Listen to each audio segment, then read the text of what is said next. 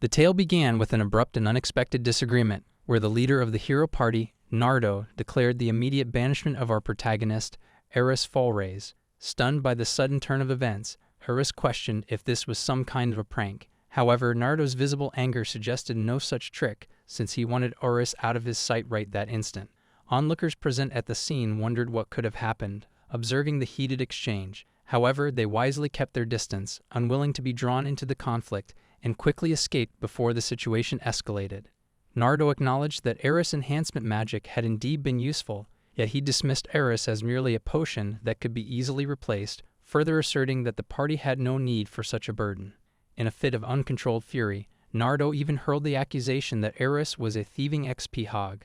In this world, defeating monsters granted individuals experience points, which in turn enhanced their strength, and these points were evenly distributed among party members. Eris understood their motive, that they kicked him out because they simply desired more XP for themselves. When Eris attempted to explain, Nardo utterly disregarded his words, declaring his dismissal a done deal and harshly ordering him to leave.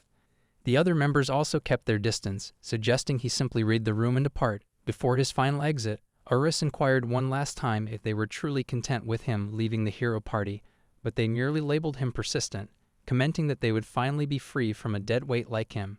As Eris departed and strolled onward, he pondered that it shouldn't have required explanation, yet it was evident the party relied on his enchantments to function. Still, they had cast him aside without understanding. Eris believed that in most cases, they would eventually return to bring him back, looking all worried, but he was now resolute that he would not go back. Eris had joined the hero party to seek revenge on the demon lord who had taken his family and to avert further disaster, but now outside the party, his immediate priority was to stabilize his own life. Considering his future, he resolved to obtain an adventurer's license. He soon arrived at a guild house and approached the receptionist, who kindly offered her assistance. When Eris stated his aspiration to become an adventurer, she immediately checked the time and informed him he had arrived just in time for the exam, then asked how he wished to proceed.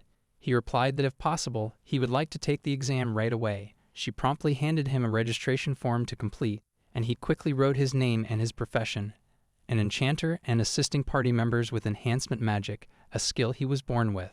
As she scanned the completed form, she inquired hesitantly if he was associated with the hero party. Eris considered how quickly she recognized him simply from his name and job, though he knew it would be troublesome if his expulsion from the hero party became known. Thinking quickly, Eris denied any connection, stating it was a common name and he had nothing to do with the hero party. He then cleverly asked about the exam content to divert her attention. She explained there were 4 tests in total: the magic power test, target practice test, practical test, and final test. She elaborated that he needed to pass all 4, but was permitted unlimited attempts. Wishing him luck, she proceeded to lead him to the test venue. First, she guided him to the room designated for the magic power test. This would be Eris' first time measuring his magic power since joining the hero party, though he felt confident he would pass. Inside the room, a single polished crystal rested carefully on a mount atop a pedestal. Placing her hand on the crystal, she demonstrated the test procedure. Touching the crystal would absorb magic and display his power level. A brighter glow indicated more magic power, while a dimmer glow signified less. As the crystal subtly glowed under her touch, Eris asked about the passing score. She responded that it was challenging for her level of magic power, but if it shone just a little brighter, it would be considered a pass. She also mentioned that even she, not being an adventurer, could manage a decent amount of magic, implying it should not be too difficult for him. Eris then placed a firm hand on the crystal, deciding to give it a try regardless. The moment he touched the surface, it erupted with such a glow it momentarily blinded the receptionist. For his part, Eris assumed the significant light meant he passed the test. However, when he turned to ask the receptionist about his result, her legs gave way, causing her to fall down. This prompted him to wonder if he had somehow messed something up.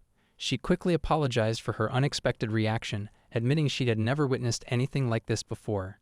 Regaining her composure, she refocused on Eris' magic, and as he continued to channel his power into the crystal, it began to heat to an unbearable degree. He inquired if the crystal would withstand the strain or if it might break, but she assured him of its durability, noting she had never heard of such an occurrence. To their utter disbelief, the crystal began to visibly crack, then instantly fractured into 2 pieces. Witnessing this, Eris started to question its meaning, while the receptionist once again found herself falling to the ground. Trembling, she murmured aloud, wondering how this could have occurred, as even an S-rank adventurer's magic should be withstood by the crystal. She then began to suspect Eris was indeed from the hero party, but he immediately dismissed her suspicion, stating it was common sense that a magic wielder from the hero party would not seek to become an adventurer. He then extended a hand to help her stand, and most importantly, inquired about the test results. She reassured him that he had undoubtedly passed the test. Meanwhile, he apologized for the trouble caused, acknowledging that with a broken crystal, further tests could not be performed for the time being. However, she remarked that it was unexpected, and the guild should have anticipated such an outcome beforehand. As she began to inspect the broken crystal, she accidentally scraped her hand and started bleeding. Eris immediately took her hand, commenting it was quite a spectacular break, and offered to heal her wound with his magic. Her injury was swiftly treated, leaving her stunned that Eris possessed healing abilities in addition to being a magic wielder. Typically, a magic wielder was thought to only use enhancement spells for attack or defense, with few realizing it concerned granting some kind of property. Without hesitation, he inquired if there was any issue with him using healing magic as a magic wielder, to which she hesitantly denied. Moreover, he offered to repair the crystal, surprising her and prompting her to ask if it was truly possible.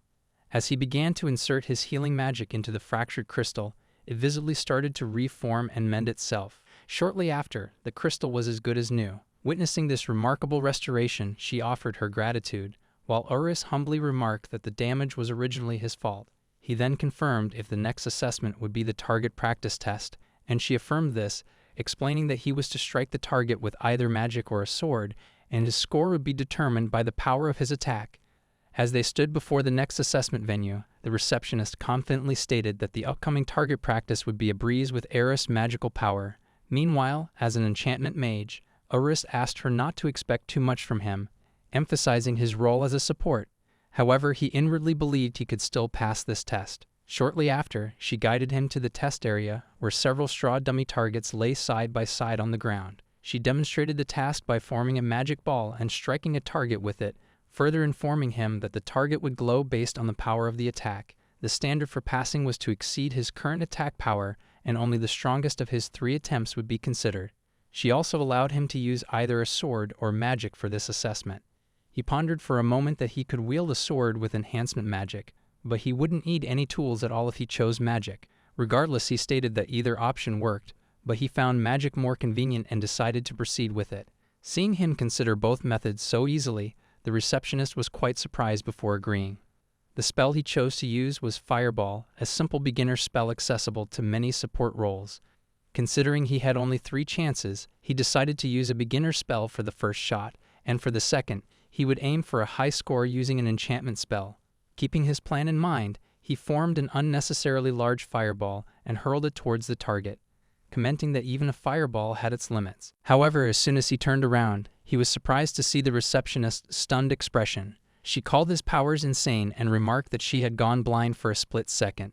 Yet Eris calmly assured her, mentioning he wasn't even giving it his all. She grew more astonished upon hearing he was not yet using his full strength. As soon as the mist from the previous impact cleared, the receptionist was bewildered by the damage. Not only was the targeted dummy destroyed, but the blast had even reached the nearby dummies.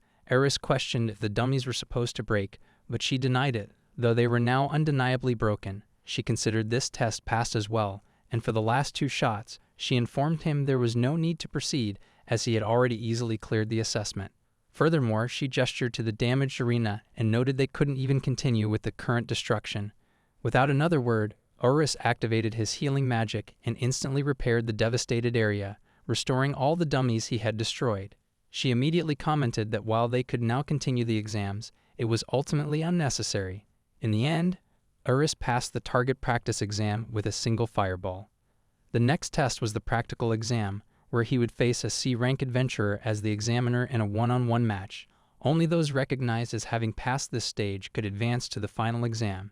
E-ranked newcomers typically ascended to D and C ranks by completing guild requests and accumulating practical experience. Generally, adventurers of C rank and above were considered established. Thus, for the practical test, Eris needed to earn approval from an examiner who held the status of a proper adventurer. As he stepped into the arena, he noticed he was not the sole candidate, as many others were also present for the exam. Meanwhile, the receptionist commented that it was rare for someone of Eris' caliber to complete all exams in a single day. On the other side, the examiner named Chris stood before the candidates and remarked that they appeared significantly younger than him. He apologized for their wait and informed them he would be their opponent for the practical exam. He then elaborated that they were to choose their preferred combat style for the duel, either sword or magic. The match would conclude when one side was incapacitated or surrendered, and the content of the duel would determine their pass or failure. Further, he confidently told them to approach him with the clear intention to win. Eris then raised his hand and inquired how points would be evaluated, given the duel's outcome determined their success. Chris explained that the exam mirrored actual requests. They would essentially assess if the candidates possessed the capability for the final exam. They would evaluate basic combatability, crisis management, and overall situational judgment. Upon hearing this, Eris found himself thinking that the evaluation criteria seemed rather vague. Though it wasn't the answer he desired, he still decided to proceed. He further inquired if he would pass if he managed to defeat Chris. With a confident scoff, Chris asserted that he would indeed pass if he proved capable. He also mentioned that while winning would guarantee a pass, he had never lost to any aspiring candidate who had made such a claim. Upon hearing this, Eris contemplated that even as a support role, he had been a member of the hero party, and despite anticipating a challenging battle, he was quite certain he wouldn't lose. Moreover, he found comfort in the thought that a victory would secure his passing. Chris then called upon the first candidate in line, inviting her to step forward and challenge him. The girl stepped forward, and Eris felt a sense of relief, having dodged the first confrontation, which ultimately allowed him time to strategize properly. As the fight commenced, the girl actively employed her magic skills in combat, prompting Eris to think that her future looked bright for someone her age. As Chris prepared himself, Eris observed that he read the flow of her magic and expertly redirected the attack. As Chris launched himself towards the candidate at full speed, the girl visibly trembled, causing Eris to wonder if she hadn't anticipated such a complete failure. She was quite skilled compared to others her age, but her arrogance seemed to be her downfall. In an instant, Chris's sword hovered at her neck, and she immediately surrendered. Chris evaluated her skills, telling her that her attack was powerful, but after failing to execute a preemptive strike, she was completely unprepared for what followed. With that level of skill, Chris stated she did not deserve to pass. He suggested she try again next time, but only after significantly honing her abilities. As tears welled in her eyes, she had no choice but to exit the venue. Following her, it was Eris' turn to compete. As soon as Chris checked the form, he was surprised to see an enhancement mage taking the exam. Eris was also aware that enhancement mages were rare among typical adventurers. Jobs bestowed from the heavens were often quite specialized. Compared to the majority who were either spellcasters or swordsmen, there were various rare roles like enhancement mages, healers, and even unique jobs specializing in specific skills. Chris openly wondered if enhancement mages truly utilized magic, and Eris confirmed his intention to rely on it, mentioning he currently lacked a sword. Chris then revealed a rule Eris was clearly unaware of, that candidates were not permitted to bring personal swords or staves into the exam, and they had to borrow one from the guild. He further explained that swords varied significantly in combat power depending on their type, and for a fair assessment, both candidates and examiners were required to use guild-provided swords. Hearing this, Eris decided to borrow a guild sword, and Chris immediately gestured to the receptionist to bring an additional one. Moreover, he remarked that he had never encountered someone capable of using both magic and a sword, labeling Eris a magic swordsman. He added that such resourcefulness would be pointless if both of his skills proved to be half-hearted. As the receptionist brought a sword and the fight commenced, Chris allowed Eris to initiate the fight whenever he felt prepared. Eris contemplated that Chris seemed willing to let him take the first strike again, though winning with a surprise attack felt unsatisfying. Thus, he decided to make his initial strike cautious and moderate. First, he cast 4 enhancement spells upon himself, boosting his movement speed, attack power, and accuracy. Following this, he applied enhancement magic to his sword as well. Meanwhile, Chris was awestruck upon witnessing Eris' prowess and his ability to even enchant his sword. With remarkable speed, Eris charged towards the examiner, and simultaneously, he cleverly cast 4 devitalizing spells on Chris and his sword. He immediately bestowed the effects of reduced movement and attack speed, and even decreased Chris' attack power and hit rate. Chris was astonished by Eris' remarkable strength, while his own body and sword felt as if he were dragging a mountain. He could not comprehend what had happened in such a brief span of time. With a lightning-fast strike, Eris successfully landed an attack, but instead of hitting Chris, it knocked off his wig, which now lay discarded on the ground. As the onlookers were completely bewildered by this act, Eris pondered that it was an unexpected turn of events, and was completely out of his grasp. As Eris now stood directly behind Chris, he offered a heartfelt apology for the unexpected behavior. However, Chris, trembling noticeably in both voice and body, quickly reassured him not to worry. Though Eris felt a touch of guilt for the Chris embarrassment, he had no intention of holding back in this crucial duel. Activating his step enhancement magic, he swiftly formed a precise magic circle and carefully channeled its energy into his feet. He then moved with such astonishing speed that he seemed to simply vanish from everyone's sight. As Chris struggled to comprehend Aura's sudden disappearance, Eris subtly emerged from directly behind him and pressed the cold blade of the sword firmly against Chris' nape, signifying the end of the match and securing Eris' victory. Chris accepted his defeat with grace, while the other candidates remained completely awestruck, witnessing such an overwhelming display of power that even the examiner had surrendered. They struggled to fathom the identity of this new candidate who had so effortlessly defeated a C-rank examiner. Chris and Eris exchanged their introductions, and Chris then inquired if he was indeed the enchanter from the hero party.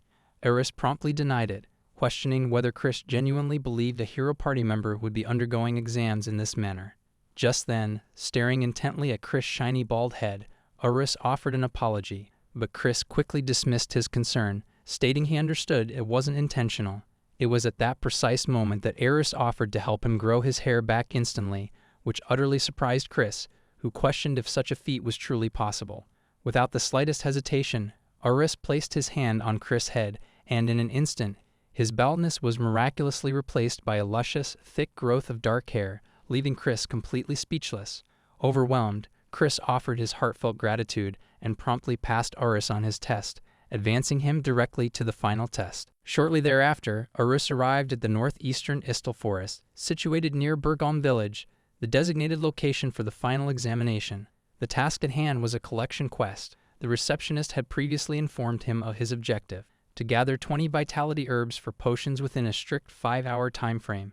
He had the strategic option to either avoid battles entirely or engage them while efficiently collecting the necessary herbs. Vitality herbs served as the primary ingredient for potions that restored both health and mana. Higher-ranked hunting grounds naturally fostered their growth due to the concentrated surrounding magical energy. Eris pondered that collecting 20 herbs within 5 hours seemed somewhat challenging for an E-rank adventurer, yet the receptionist had advised him to strive his best, as a reward awaited his success. Eris was quite pleased by this prospect, as any form of earning was always appreciated. The Istal Forest itself was a relatively high-rank area, well suited for adventurers, though its resident monsters were generally manageable for a solo adventurer. As he strode deeper into the woods, he soon encountered a cluster of approximately 10 herbs directly in front of him, prompting him to confidently remark that gathering 20 should not prove to be a difficult task. Suddenly, out of nowhere, a green, fierce rat-like creature lunged towards him at full speed. Upon its sudden appearance, Eris swiftly assessed that despite its low defense, the creature's attack power was exceptionally feral, thanks to its remarkably sharp and venomous fangs. However, Eris abruptly delivered a powerful kick to the rat, sending the creature hurtling across the ground. The smarter the monsters, the greater cunning they possessed. Similarly, those creatures that had Eris in their sight wisely decided to retreat, which would undoubtedly simplify Eris's task. After a while, he successfully collected all the required herbs and resolved to leave the area, making his way back to the guild. Suddenly, from out of nowhere, he heard the piercing screech of a girl, desperately crying out for help. As Eris ventured further to investigate the commotion, he discovered a young girl ambushed by a menacing horde of blue wolves. Without clear markers in their territory, it was often difficult for sole adventurers to scout effectively. Suddenly, a wolf lunged and attacked the girl, named Cilia, catching her wrist in its sharp fangs. Cilia's defense was in shambles, and her inefficient gear proving useless. She desperately attempted to retrieve a healing potion, but it accidentally slipped from her grasp and tumbled onto the ground. Those ferocious beasts bared their sharp fangs and poised to strike, then immediately plunged at her, sending her hurling backwards, and slammed into a tree. Cilia struggled to reach the discarded healing potion, but it remained just beyond her reach. Just then, a wolf loomed ominously over her, ready to attack, but Eris could not bear the horror of watching it unfold any longer. Stealing experience was a taboo among adventurers, and Eris had initially resolved not to intervene in their fight. but he could no longer stand by given Celia's helplessness. Effortlessly casting a powerful buff spell specifically designed for women, he significantly increased her defense and magic resistance. He also boosted her healing power and made her movements significantly faster. He then cleverly casted debuff spells on the aggressive creatures, slowing their movements, diminishing their attack power, and even reducing their accuracy. Lastly, he buffed himself, and as the wolves pounced on her, Celia instinctively closed her eyes in dread. However, when she cautiously opened her eyes again, she was utterly surprised to see an unknown figure standing beside her, actively helping her to defeat the monstrous wolves. On the other hand, Eris calmly advised her to stay close to him as the danger still loomed around them. He understood that the true essence of buff magic was about granting properties, and most such effects could be replicated. In other words, buff magic could indeed be utilized offensively. Eris then bravely cast a formidable magic circle, Prominence, and instantly destroyed the entire horde of wolves, leaving Celia completely speechless. The remaining few wolves, who were fortunate enough to remain unscathed by his initial attack, immediately fled from the scene. Eris then gently grasped her shoulder and pulled her closer to him, stating that she was standing quite near the residual blaze and cautioning that there could be severe consequences if she were to be caught in its effects. However, being such close to another girl proved rather distracting for Eris. His face flushed, yet he managed to maintain his composure, knowing he could not afford to be diverted in such an emergency. Shortly after they had safely escaped the immediate danger, Celia bowed before him and generously thanked him for his timely assistance. However, Eris simply responded that it was not a significant matter to him. Celia called it an understatement and inquired if he was a high-ranking adventurer. To her surprise, he replied that he wasn't officially an adventurer yet, and that he would only become one upon delivering those herbs back to the guild. Additionally, he inquired why Celia was alone in such a dangerous location, further commenting that a lack of sufficient power could be fatal for solo adventurers. Yet her initial hesitation was swiftly replaced by sheer determination when she confidently declared her aspiration to be a hero.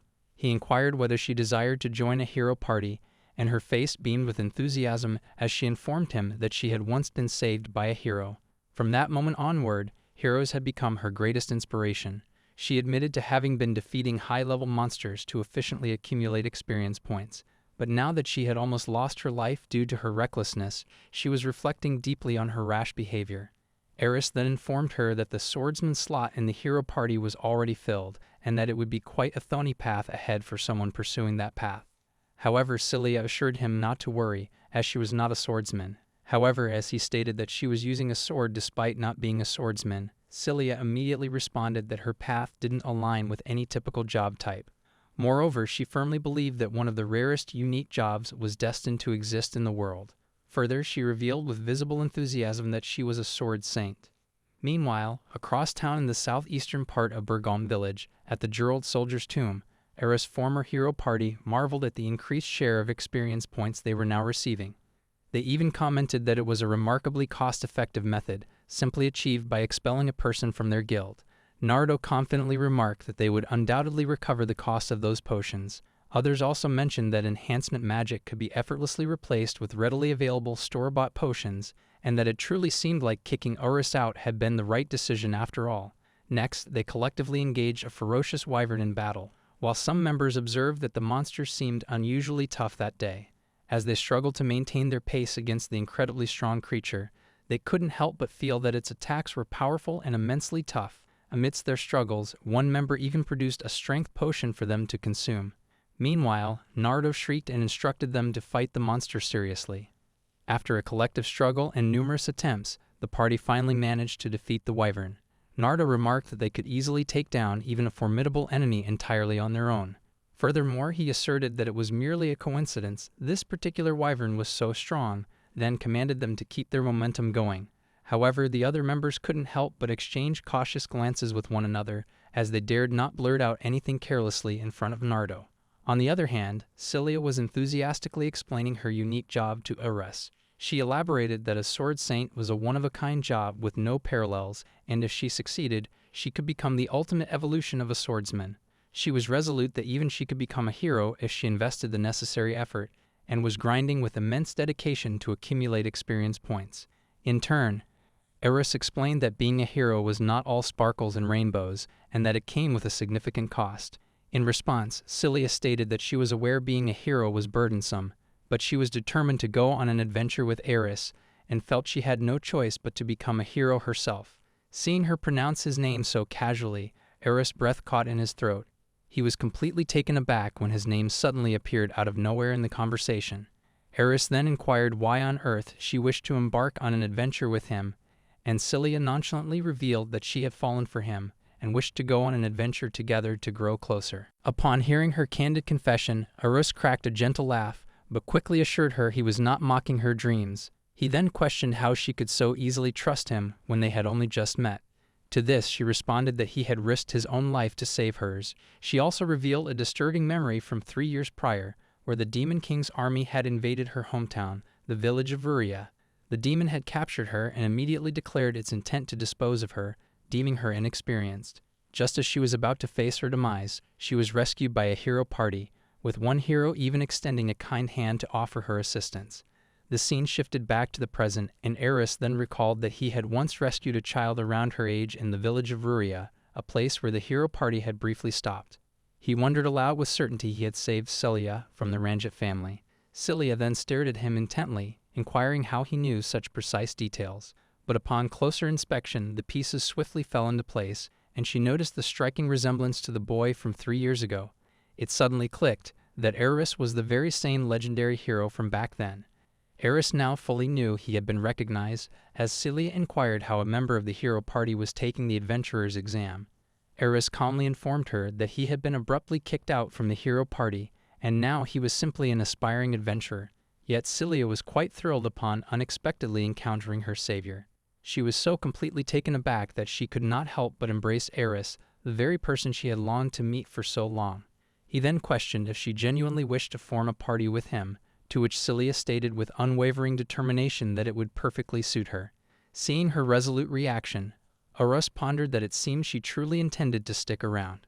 A while later, they reached the guild house, and the receptionist was quite stunned by their early arrival. When she inquired about the vitality herbs, Eris instantly summoned his inventory portal and presented all the gathered herbs with a flourish, along with the creatures he had defeated, directly in front of her, subtly suggesting she should purchase some materials while she was at it. Witnessing the inventory portal, the receptionist was utterly astonished and immediately inquired about its mysterious nature. However, Eris refused to reveal, stating it was a company secret. In fact, it was his item slot skill, which allowed him to open a gateway to another dimension using his enhancement magic. It was a byproduct he had accidentally obtained while using speed magic to interfere with space-time, yet no one else could open it, rendering it largely useless for the hero party. The receptionist then asked him to wait for a moment as she processed the buying. She further congratulated him on successfully passing the adventurer exam and presented him with his guild ID card. She also advised him to take proper care of it, as reissuing it would incur a considerable fee of 10,000 jewels. Just then, Cilia intervened, mentioning that she desired to form a new party. Moments later, both Eris and Cilia departed from the guild house, and the procedure for party formation was finally complete. Cilia suggested they stop by the diner next door before heading back, but Eris revealed that he had no place to rest that night and was therefore in dire need of finding a place immediately. Cilia, ever so nonchalant, suggested he stay at the inn where she was already lodging. However, Eris attempted to explain that if she had been a male, there would be no issue, but he was concerned something might happen if they decided to share a room. Yet the explanation did not seem to penetrate her thick skull, and with large, innocent eyes, she asked if he wouldn't like to share a room with her. He found himself unable to resist her simple innocence, and merely decided to head to the diner for the time being. Not long after, they arrived at the diner and were presented with several delicious cuisines. Seeing the enormous portions, Eris inquired whether she could manage to eat it all, and she assured him not to worry, claiming she was quite a heavy eater. He then questioned if she was truly serious about letting him stay in her room, to which she undeniably agreed, stating with a delighted expression that she got to eat that much and also have wrist over with her favorite person. Though she realized later that the portion was indeed a bit too much for her appetite, but Eris offered to eat her leftovers, stating she really did not need to force herself. As Eris began eating with the same spoon as hers, her expression immediately altered as she wondered if that constituted an indirect kiss. Seeing her bewildered expression, he questioned whether she was all right, and she desperately tried to claim that she was fine. Shortly after, they arrived at her room, and Eris commented that her place was not bad at all. In turn, Celia remarked that she had cautiously chosen that particular inn after trying various other places.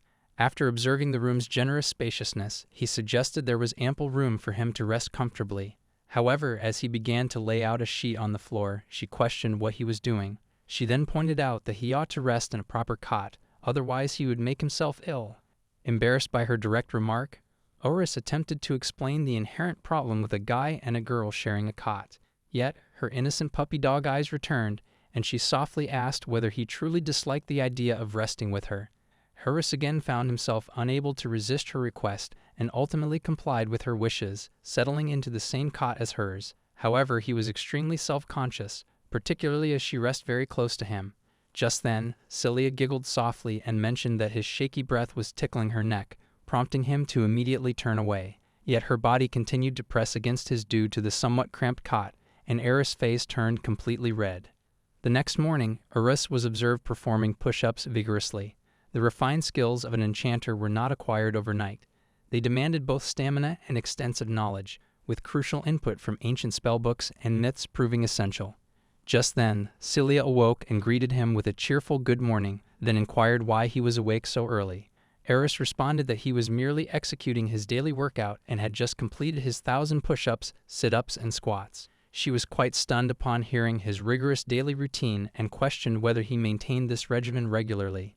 He casually asked if that wasn't a normal routine for everyone, but she immediately denied it, leading him to reflect that those heroes from his former party had perhaps mocked true efficiency. With a concerned expression, she pointed out that while training was undeniably important, he shouldn't overexert himself to such extreme limits. To this, Eris openly disclosed his desire to defeat the Demon King and subsequently live a peaceful life, asserting that he would spare no effort for that grand cause. He further asserted that if they successfully defeat the Demon King, the pervasive magical energy would cease to exist, and they wouldn't have to engage in further fights. In this world, substances in the atmosphere were generally harmless to humans, but possessed the capacity to activate a variety of monsters. The Demon King amplified this magical energy through powerful barriers, effectively driving these monsters insane. Ironically, Oris found himself in a position where he had to grow stronger precisely to avoid fighting. Celia mentioned that everyone indeed wished for a peaceful life, but further questioned whether his ambition wasn't a bit too grand for him. Eris couldn't help but agree with her, though it remained difficult to fully grasp with just that explanation. He then shared an old tale from 6 years ago, where a guerrilla dungeon had suddenly appeared in the Ariel village. Unlike typical dungeons, if this particular one was not cleared by sunset, monsters would relentlessly spill out from its depths. At that time, both Oris' parents were esteemed A-rank adventurers, and they had entrusted the task of evacuating the villagers into his hands. Though Eris had insisted on fighting alongside them, they did not wish to drag him, who wasn't even an adventurer yet, into such a battle. His parents were exceptionally strong, yet he had felt an unsettling premonition that day. Coincidentally, it was his 13th birthday, and his parents had promised to celebrate the occasion together with him. However, the dungeon was left untouched as sunset fell, and with the relentless spilling of monsters, even more adventurers had tragically lost their lives. As a mere child, Oris had already comprehended his parents' fate, and thus he vowed to grow strong and avenge the two of them. Celia recalled the occurrence of a guerrilla dungeon in the city, expressing relief that he had fortunately survived from the attack. Eris asserted that more Aruya-like incidents would occur unless the Demon King was defeated, and he was determined to prevent such calamities at all costs. He further apologized for ruining the mood, but Celia stated that it was an extremely important topic to discuss. Yet Eris believed there was no point in being trapped by the past and suggested they should eat before heading to the guild. Celia also offered a gentle smile and advised him to accept a quest the moment they arrived. Shortly after, they reached the guild. While Eris contemplated that they could not hope to defeat the Demon King without proper teamwork, and that boosting the entire party's strength was absolutely crucial. The first objective in his mind was to strengthen Celia, and with this firmly in mind, he opted for a quest in a specific area. When Celia inquired if he had found any suitable quest, Eris affirmed and handed her the quest letter, which was a request to eliminate monstrous birds. She mentioned that she wasn't sure how much assistance she could provide on that particular quest, but he plainly informed her that the quest was specifically designed for her that day. Though it would present a bit of a challenge for Celia, the experience points gained would be great. However, she seemed reluctant to take on the quest, as she claimed she would not be able to reach the birds with her attacks. He asked whether she truly could not defeat flying enemies with a sword, to which she exclaimed it was impossible from every angle. Seeing her resolute reaction, Eris contemplated that she tended to get too caught up in her own principles, and to truly unleash her talent as a sword saint, it was crucial that she break through that barrier. Without hesitation, he offered to teach her a simple trick to accomplish that quest. As the day wore on, they soon arrived at South Road 227, near Belva village. Eris offered to demonstrate the technique, and as a monstrous bird lunged at him, he calmly instructed her to flow magic into the sword, compress it, and then imagine amplifying it as she swung. Cilia was utterly amazed upon witnessing his display of power, but he still had more astonishing tricks up his sleeves to showcase. Soon after, he unleashed a blazing laser of magic waves skyward and instantly blasted the nearby area. He stood at a specific spot and stated his belief that even she could pull the performance in the same manner.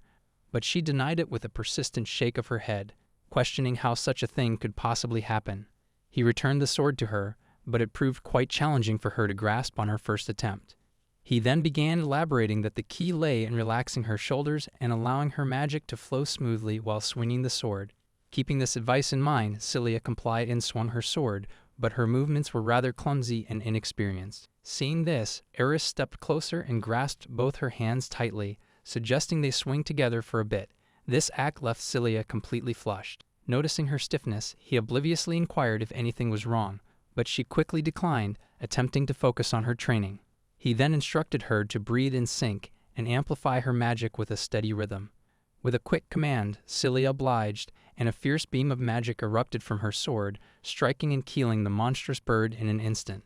Eris then prompted her to maintain that rhythm and try it solo next. When she complied and attempted it by herself, her strikes kept consistently missing the target.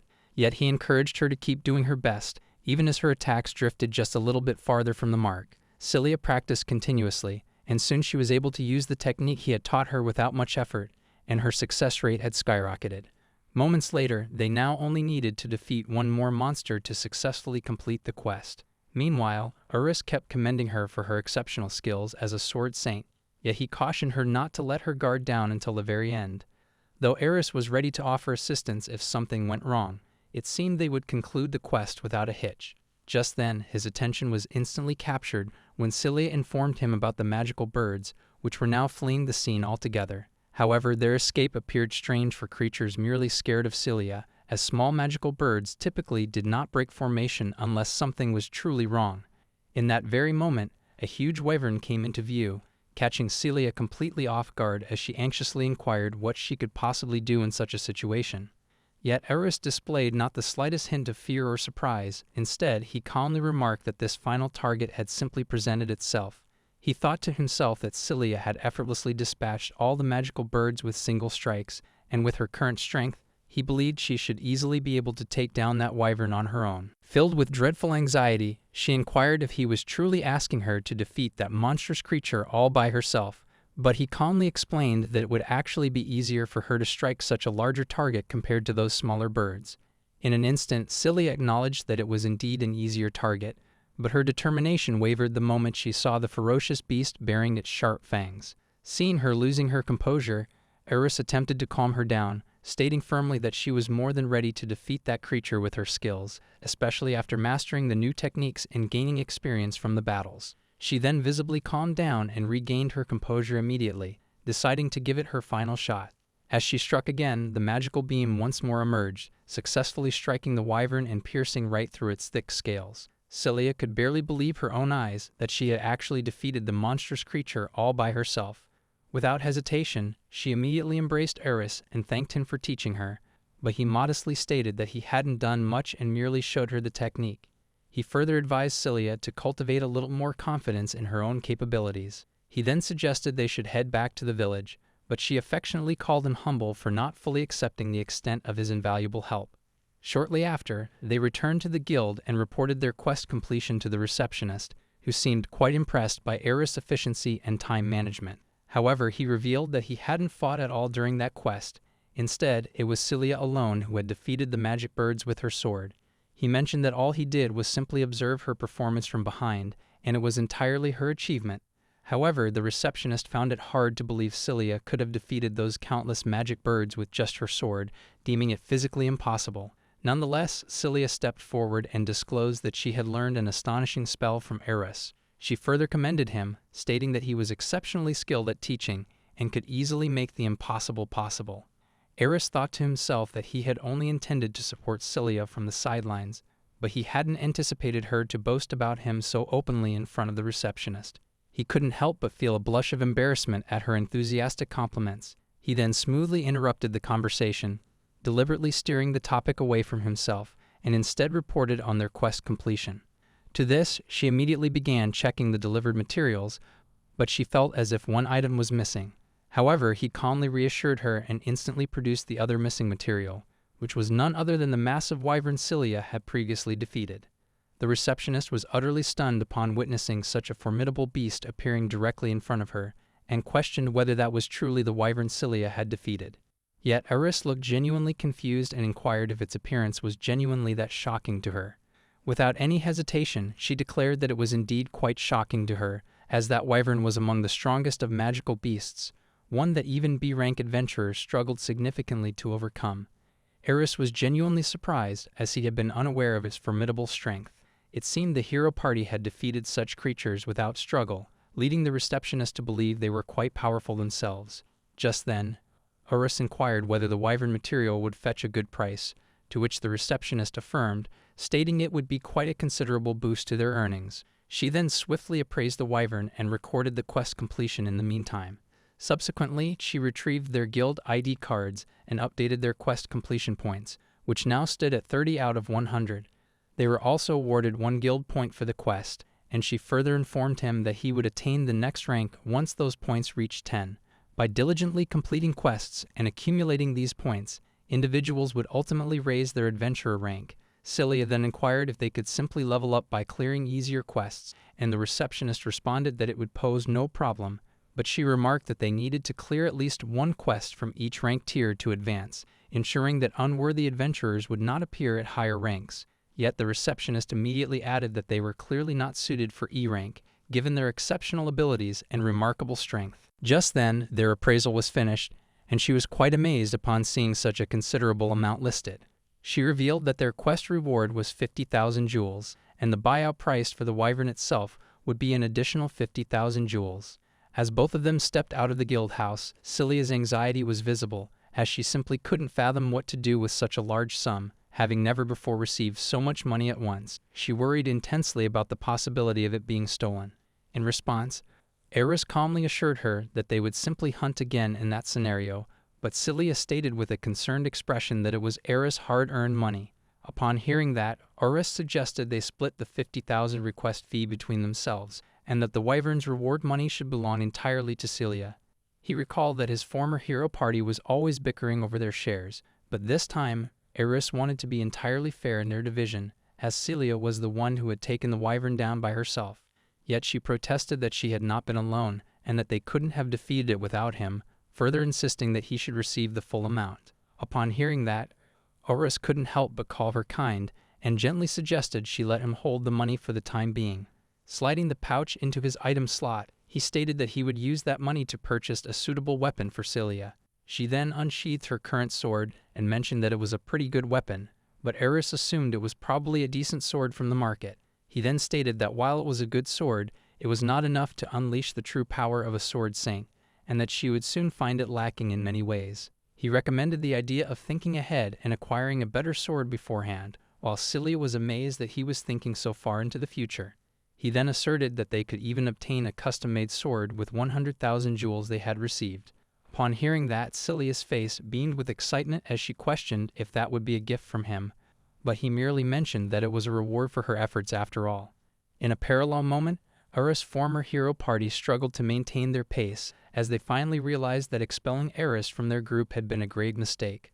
Though one member was ready to compensate with potions and her healing skills to some extent, that alone wasn't nearly enough to repair the kind of damage they were now sustaining. The other members questioned the possibility that Eris had also been weakening the monsters while simultaneously providing them buffs, but another mentioned that he had never heard anything about such a capability. They reminisced that back then, they had kicked Eris out without a second thought, and Nardo had silenced him, prompting them to realize that Eris was indeed attempting to convey something important prior to his expulsion. Now they fully grasped that they had been subtly supported by Eris behind the scenes all along. One member even commented that if she had known the truth before, she would never have allowed Nardo to persuade her to banish Eris. Nardo suddenly stormed over and forcefully grabbed her shirt, accusing her of hypocrisy and claiming that she also had quietly schemed and was now treating him like a villain. Besides, he exclaimed that everyone had collectively decided to expel Eris from the party, and therefore they were all equally guilty. Trembling, she apologized to him, while Nardo suggested they stop dwelling on the past and instead focus on moving forward. More importantly, he inquired about the supply of healing potions, to which she responded that she had already depleted the month's allocated funds. Without any hesitation, he simply commanded her to go buy more from the store. She then revealed that the repair cost for their damaged gear from the previous day's brutal battle amounted to 800,000 jewels, further stating that their next month's lodging fees would be significantly impacted if such problems continued to persist. Nardo paused for a moment before declaring that Eris was a comrade who had adventured alongside them, and that he would not turn him away if Eris desired to rejoin the party. It was evident that Nardo did not wish to humble himself in front of his comrades after personally expelling Eris. If he wasn't careful, he believed the power dynamics within the group would completely flip. Upon his sudden decision, the other members instantly agreed without much complaint. Nardo also assured them that he would personally ask Eris to return if he happened to encounter him again. Meanwhile, the girl mentioned with certainty that Eris would never come back after being banished in such a manner, but other members shushed her down, stating that it was a significant step forward that Nardo had even changed his opinion. Moreover, he remarked that Eris didn't even possess adventurer qualifications, and without them, he couldn't take on requests anymore. They firmly believed that he had no other choice but to return, as he couldn't earn money or cultivate new comrades. However, they remained unaware of the crucial fact that Eris had already formed a new party with his remarkably reliable partner Cilia. Meanwhile, at the armory store, the retail staff turned Eris down, stating that while they only handled weapons already in stock, custom orders were quite challenging to accommodate. Cilia contemplated that the wyvern she had taken down had earned her a whopping 50,000 jewels, yet she couldn't even order a custom sword. Eris suggested they should attempt to persuade weapon merchants in the capital. Just then, his attention wandered to nearby individuals discussing how a dwarf had recently refused a job offer worth a fortune in jewels, leaving them puzzled about what could possibly be done to sway him. In this world, dwarves were renowned for their incredible craftsmanship, and Eris himself had heard tales of that master craftsman from the dwarf clan during his hero party days. Without hesitation, Eris approached these people and requested further details. The man remarked that Eris seemed somewhat familiar and inquired if he too was curious about that master dwarf. In response, Eris affirmed, and Cilia stated with enthusiasm that she desired a custom-made powerful sword. The man revealed that they had gone there hoping for some fine weapons as well, but that old dwarf was quite stubborn and simply would not accept their request. Additionally, they informed him that the dwarf's condition for crafting was that he would only create for those individuals he deemed worthy, and the criteria for acceptance was based solely on swordsmanship. Then, Eris pulled out a map and asked if they could indicate his whereabouts, and the man undeniably pointed towards a certain direction on the map. Seeing that the workshop was significantly close, Cilia decided to head there the same day. Just then, Cilia's stomach suddenly let out a loud growl, and she turned a deep red, attempting to justify the awkward noise. But Eris decided they should head to the workshop the next day instead and asked her not to overexert herself when she was that hungry. Out of the blue, a young girl named Sherrit accidentally bumped into a burly man and scraped her knee. Without hesitation, Eris immediately went to her side and healed her wound in an instant. Sherrit was completely astonished upon witnessing her injured knee being miraculously healed, and she expressed her deep gratitude before quickly leaving the scene. Cilia attempted to offer a compliment about his kindness, but her stomach once again betrayed her with another loud growl, leaving her utterly humiliated. Eris' soft chuckle only added to her irritation, prompting her to scold him for not being nice. The next morning they arrived at the infamous dwarf, Gale's workshop, and as they knocked on the sturdy gate, a short elder man emerged, demanding to know their business. Eris apologized for dropping by unannounced and offered his introduction, informing him he was seeking a master craftsman. Gale shook his head in disbelief and remarked that Eris was yet another adventurer after a weapon. Eris then informed him that they wished to order a sword for Cilia, and Gale, without hesitating, inquired if she truly deserved his custom-made sword before asking to see her current weapon first. Carefully scanning her sword, he remarked that while her potential was indeed impressive, she still lacked in refined skill. He firmly believed that if he were to entrust his sword to a half-baked person, they would simply misuse its inherent power. Celia's expression turned somber as she resigned herself, concluding she had to improve her skills before daring to return. Seeing them give up so easily, Gale surprisingly commented that they didn't even attempt to bribe their way in after being rejected. To this, Eris responded that Gale appeared to be a person who could not be bought with gold, and besides, he didn't possess enough money to buy their way in anyway. Though Gale found this honesty refreshing, his initial conclusion remained unchanged. In a surprising coincidence, Sherritt suddenly appeared, questioning if her grandfather was once again sending away adventurers empty-handed. Just then, she encountered Eris and Celia, and once again thanked them for their invaluable assistance the previous day. Confused, Gale inquired if she knew them, and Sherritt affirmed, revealing everything that had happened the day before. Shortly after, Eris mentioned that he couldn't believe the child they had saved would turn out to be his granddaughter. Moreover, it seemed that they had managed to penetrate through Gale's tough exterior, as he appeared to have softened somewhat after hearing about the previous day's incident. Gale then mentioned that they were not the bad people he had initially assumed them to be, and that he would now immediately provide them with his sword. Celia appeared quite delighted by his announcement, and Sherritt stated that her grandfather simply didn't want anyone to misuse his precious swords. Moreover, Gale mentioned that if adventurers were weak, they could easily lose their sword to a villain. He then presented 3 crucial conditions before them. First, Eris would rigorously train and master Celia's swordsmanship. Second, Eris would wield a sword crafted by Gale himself. Hearing that Gale would craft a custom sword for him, in addition to Celia's, Eris proceeded to question him further, but Gale instantly declared that, in his opinion, Eris was the most skilled swordsman, while Celia possessed the most potential as a swordsman. Upon hearing this, Eris tried to explain that he was not a swordsman, but simply a spellcaster, yet Gale remained firm in his claim, stating that titles held no importance for him. He elaborated that as long as they were pure and strong swordsmen, it was more than enough for him, as it was his ultimate dream as a craftsman after all. Eris then proceeded to question if his last condition involved gold, but Gale dismissed him, remarking that he already possessed more than enough wealth. He then revealed the final condition, which was to bring back over a kilo of spirit stone. Soon after, Eris and Celia found themselves enveloped by the dense Bergholm forest in a realm known as the Forest of Spirits. Eris couldn't help but comment that Gale had indeed set the toughest conditions for their final task. In that particular forest, the magical energy from spirits subtly accumulated within various magical creatures, and at the very top of the food chain, the carnivores gathered the most. As Celia cautiously struck the monsters with her sword for Eris to inspect the stones they dropped, he remarked with disappointment that even the large ones yielded only about 30% of the desired amount. Celia couldn't help but point out that encountering the strongest monsters was truly a matter of pure luck. Eris mentioned that they would have to be patient while searching for them, while Celia playfully questioned whether the monsters couldn't simply come their way themselves. Upon hearing that, an idea immediately struck his mind, and he announced that they would lure the strongest monster with a bait. But when she proceeded to ask about the bait, Eris plainly remarked that it would be him, leaving Celia utterly stunned. It was not entirely an illogical idea, as Eris decided to use himself as bait by carefully adjusting his magical output. By doing so, they could attract large carnivorous beasts by allowing them to sense a fluctuating magical power. Eris believed that if he merely held back a significant surge of magic and then released it all at once, the largest beast in the forest would undoubtedly reveal itself. Eris immediately executed his plan, and as he had anticipated, the forest's most fearsome monster revealed itself, its thunderous footsteps shaking the ground ominously.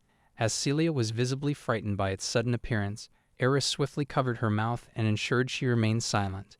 Just then, a ginormous, horrific monster emerged fully into view, sending Celia into a state of sheer terror. Meanwhile, Eris casually remarked that they might acquire a truly giant spirit stone, considering the beast's immense size.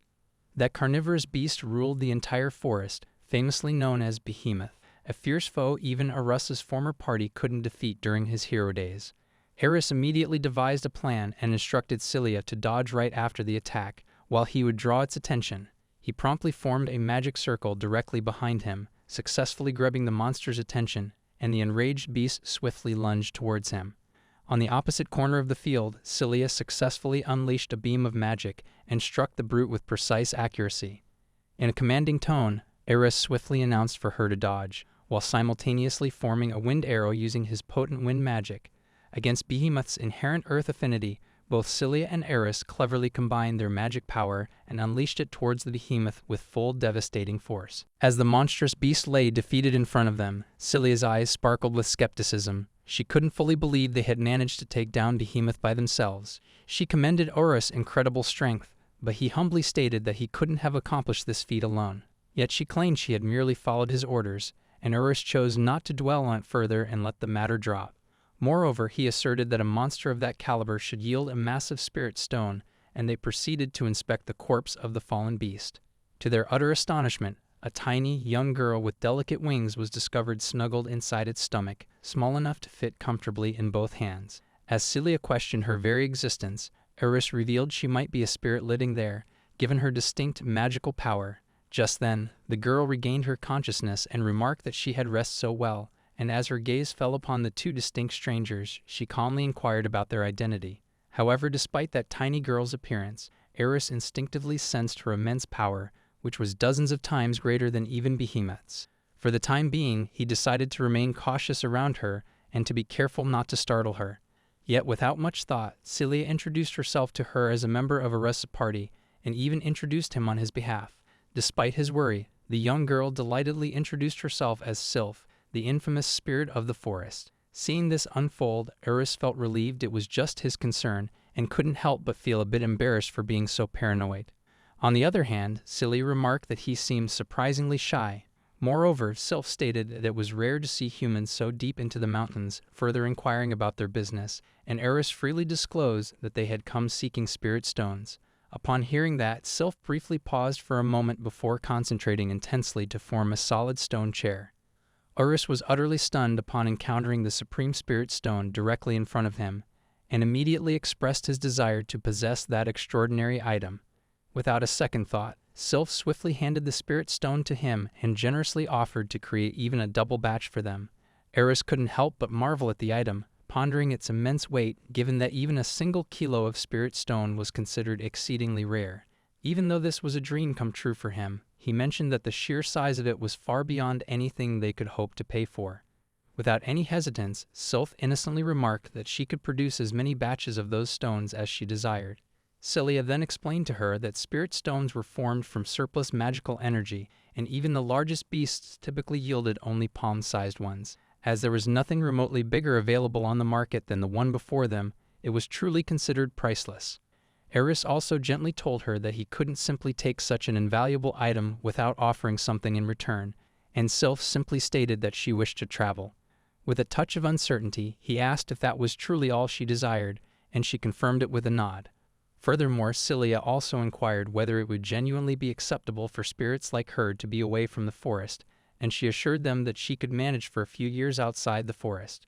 With a somber expression, she confided that she had been trapped in that dim forest, utterly alone, for such a long time, and it had become truly suffocating for her.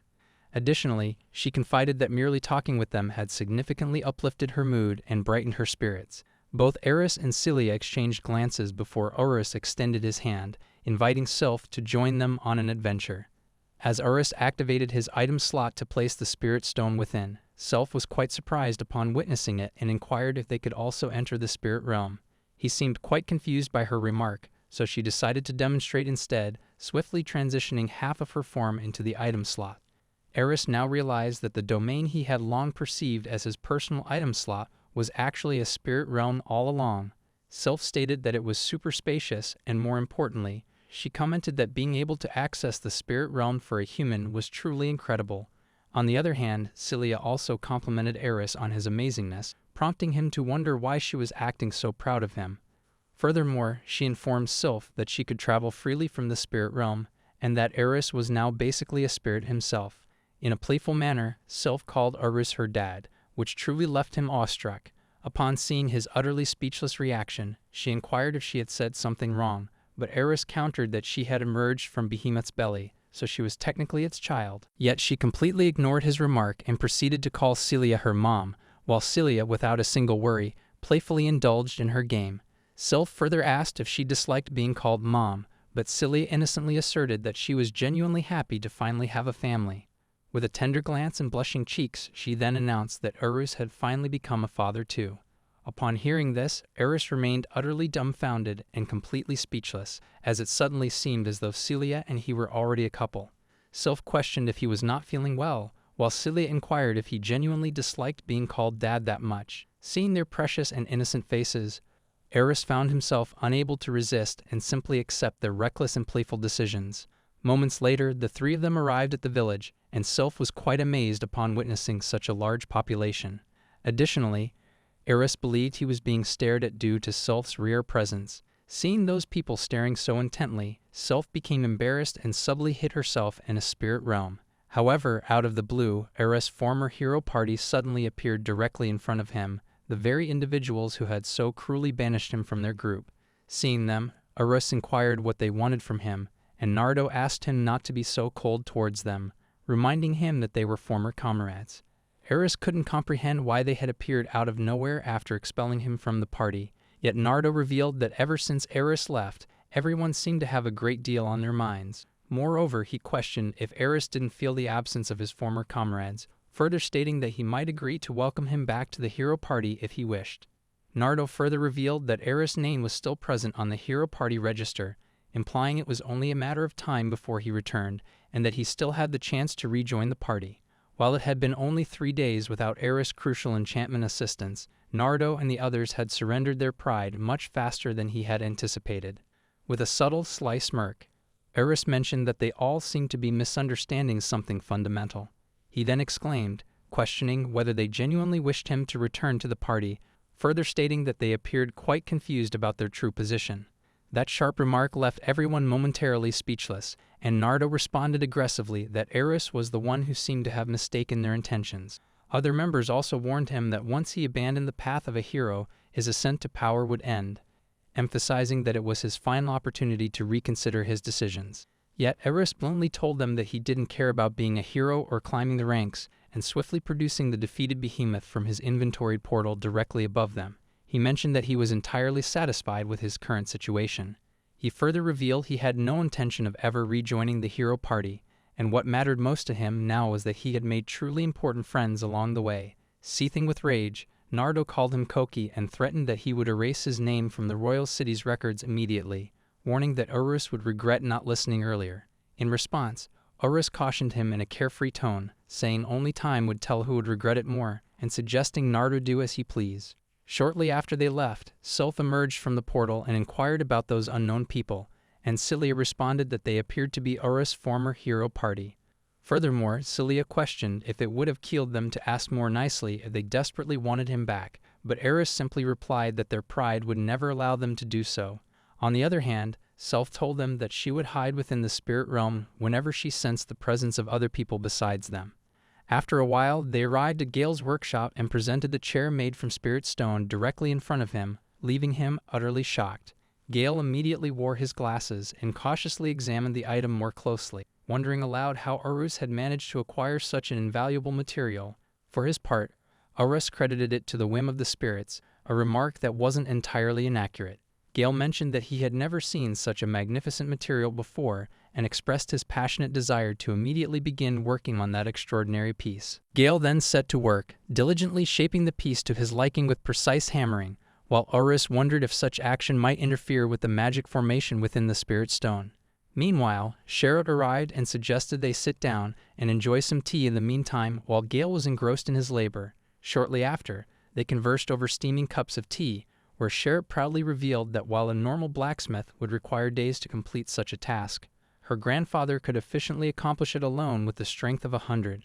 Cilia commented that Gale was quite the boastful grandfather, but further inquired if such an intricate item could genuinely be forged so quickly. In response, Urus disclosed that modern-day blacksmiths also wielded magic, and the vast amount of magic he had sensed earlier pouring out from Gale confirmed the rumors about his impressive skills. Eris then inquired about the most opportune time to return for the swords, but Sherrod's response made him jump to his feet in sheer disbelief when she revealed it would be completed by the end of the day. He stated it was all happening far too quickly, but she further boasted about her grandfather's efficiency and his world-renowned skill. Just then, Gale arrived and announced the completion of his work, presenting the two miraculous swords in front of them, and declaring that these were definitively his greatest masterpieces. As soon as Eris grasped his sword, he instantly felt its remarkable lightness and agility. Though these swords didn't utilize the Spirit Stone directly, they were imbued with packed magic, designed to significantly boost attack power. On the other hand, Celia was also extremely content upon receiving her first ever custom-made sword, which felt incredibly light and remarkably easy to wield. However, Eris instantly cautioned her not to carelessly swing that sword around, yet his effort remained completely futile when her sword's gentle swing triggered a huge magical explosion, which utterly destroying Gale's entire house, leaving everyone bewildered. Seeing a huge gaping hole torn through the workshop's ceiling, Celia visibly trembled as she pondered what she should possibly do, while Gale realized he truly should not have entrusted a half-baked amateur like her with his magnificent sword. However, Eris reacted swiftly and actively produced his healing magic to repair the gaping hole in the ceiling with ease. Seeing this, Shara complimented his exceptional skills, while Gale finally let out a sigh of relief. Meanwhile, Celia bowed deeply in front of Gale and earnestly begged for his apology for ruining his precious home, but he kindly asked her not to worry, remarking that the house actually seemed considerably cleaner than before. Moreover, Gale also extracted a promise from them that Eris would take on the crucial responsibility of Celia and master the new sword himself. He firmly believed that Eris and Celia were naturally linked together, and both of them diligently agreed before departing. After leaving the workshop, Celia once again apologized for her reckless behavior, but Eris cautioned her to exercise care with her new sword, emphasizing its exceptional strength. Just then, Sylph appeared out of nowhere, arching her back and stretching with a wide yawn, and when he asked if she was resty, she promptly denied it. Eris couldn't help but think that she was indeed quite childlike in certain ways. Celia suddenly shivered, commenting that while the days were growing longer, the nights were still chilly. Just then, an idea sparked within her, and with a casual smile, she reached out and gently clasped Eris' hand, saying it would keep them warm for the time being, causing his face to flush uncontrollably. On the other hand, Sylph teasingly remarked that they certainly looked like a couple, but Celia nonchalantly stated that his hands were simply very warm. As she gently intertwined her fingers with his, she whispered that she wished to stay like that forever. Eris' face turned beet red as he contemplated that it was truly concerning if she was genuinely unaware of the awkward situation she was creating. But on the flip side, he believed he might have been overthinking things a bit too much. Just then, Sylph playfully remarked that her mom and dad really seemed to get along quite well. She further inquired if they were finally heading home, and Eris mentioned they were going to Celia's inn. Sylph blushed mischievously and questioned in a mocking tone whether they were staying in the same room together, to which Celia casually remarked that there was no available inn for Eris. Sylph called her amazing, playfully labeling her as Mom, while Eris pondered that he should exercise extreme caution with Sylph. Just then, a suspicious boy in a shabby hood was observed, seemingly looking for a specific guest, wearing a black cloak, and was also standing at a prearranged meeting place. As Eris continued on his way, the boy abruptly approached him, and when Eris inquired about his identity, the boy quietly gestured for him to come into a nearby alley. Celia questioned if he truly knew that person, to which Eris remarked that the boy didn't particularly seem hostile, but he was also curious about the circumstances at the same time. Just then, his mind clicked, and he wondered if that suspicious boy knew about his true identity as a former hero. Without thinking further, Eris decided to follow the boy into the narrow alley. The boy then apologized for intruding on them, and when asked for his identity, he revealed that he was someone who purchased guild cards. Moreover, he believed that Eris possessed extra guild cards and had been patiently waiting for their arrival. Upon hearing this, Eris mentioned that there was no possible way a personal guild card could be surplus. Besides, trading guild cards like this was strictly prohibited. It was immediately clear that the boy had mistaken Eris for someone else, and as soon as he realized his error, he tried to scramble away, suggesting they should just pretend they had never met. However, Eris seized him firmly by his hood, his expression stern as he declared that the boy seemed perfectly aware of his wrongdoings and would have to face the consequences for the sake of the world. As he swiftly threw the boy into his spirit realm, the boy exclaimed that he was merely doing it for profit and vowed he wouldn't do it again in the future. A while later, Eris and Celia arrived at the guild house and instantly produced a stack of guild cards, placing them directly in front of the receptionist, leaving her utterly shocked.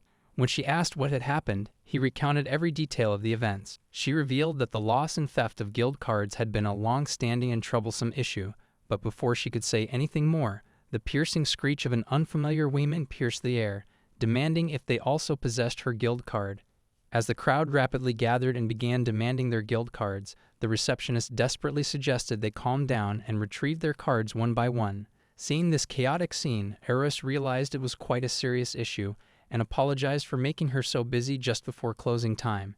Additionally, he inquired what would happen to the boy who had been involved in this illegal activity. In response, she informed him that he would be handed over to the guards and subsequently his parents would be informed. Right at that moment, the boy exclaimed that he had neither parents nor siblings, and that there was no one there to call for him. Realizing he was an orphan, Eris mentioned that he understood his feeling very well, as he knew the pain of losing parents at such a young age. However, he also remarked that it wouldn't justify his wrongdoings, and that he must take full responsibility for his actions. Eris then questioned what would happen to the orphans, and the receptionist informed him that they would probably be taken in by an educational institution in the royal capital. As soon as he heard that, Eris found a sense of relief, as he believed that young orphans like them should still be given a crucial chance at rehabilitation. As they began to leave, the boy thanked him, stating with a somber expression that he struggled immensely to make ends meet living that way, with barely enough profit to sustain himself. Eris silently observed his untidy appearance, concluding he was merely a low-level thug, with profits mostly covering the pockets of his boss. He then strongly suggested that the boy truly should abandon the underworld, especially since Urus had gone out of his way to rescue him from a far worse fate. Moreover, as they finally began to depart, Urus noticed the same women who had been so vocally demanding her guild card previously, now standing with a visibly saddened expression. Observing her expression, it was clear that she likely hadn't found her missing guild card within the recovered stack. However, Celia's eyes narrowed subtly as she watched him gaze intently at another woman, and with a pout of irritation, she bluntly announced that she was leaving. Noticing her unusual reaction, he inquired if something was wrong, but she insisted she wasn't angry, though her expression remained stubbornly sulky. Shortly after, they were shown standing in front of the quest board, with Celia wondering what quest she should undertake to thoroughly test her new sword, though she was still restricted to E-rank quests. Meanwhile, Eris also contemplated that he had spent a fortune on his own sword, so he desired to complete some quests to cover his lodging costs. Celia voiced her concern, suggesting they simply give up and stick to the usual requests, but he denied this and immediately handed her a quest form, in which the task was an E-rank golem hunt. Golems were creatures possessing immense destructive power and armor as hard as rock, though they were quite slow-moving on the other hand. Furthermore, Urus assured her that even E-rank adventurers could take down this enemy if they had a dozen people, so it would be a good target for Celia too. Concern engraved over her face as she asked if they were truly going to take on enemies meant for a dozen people, but he calmly assured her, asserting that she wasn't alone now, unlike in her solo days, and that she wouldn't get even a scratch in his protective presence. He also praised her self-sufficiency, and with a renewed surge of confidence, she agreed to accept the request, while Urus thought to himself that praising Celia indeed consistently uplifted her mood. Upon arriving at the luscious green forest, Sylph's face lit up with wonder as she gazed at the scenery, finding the vibrant landscape vast and breathtakingly refreshing. Eris pondered that she had indeed spent such a long time confined within that dim, isolated forest, and he vowed he would allow Sylph to thoroughly enjoy the outside world to its fullest. He then reminded Celia of their present task and quickly devised a strategic plan. He would first draw the golem's attention with his magic, and she would then swiftly attack from behind. As they cautiously executed their plan, he stood as bait himself in front of a huge, terrifying golem. When Eris gestured to Celia, she pounced at the golem and struck it with full, devastating force, leaving the monstrous creature fragmenting into two halves. She asked if it was truly finished, still in a state of disbelief, and he confirmed that it appeared to be so. Gale's sword was undeniably powerful, but this extraordinary level of strength couldn't be explained by this alone.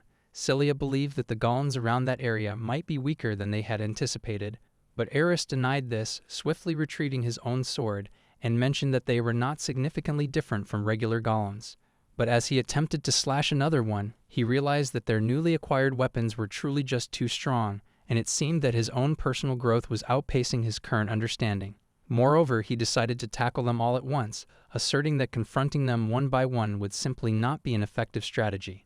Celia questioned if the golems genuinely would be able to approach them all at once, and Eris, instead of explaining, decided to simply showcase his capability. Swiftly forming a magic circle, He spread his magic thinly over a wide area, swiftly capturing the positions of all the surrounding enemies. He then successfully targeted the remaining 8 golems and used enchantment magic to imbue them with an intimidating effect.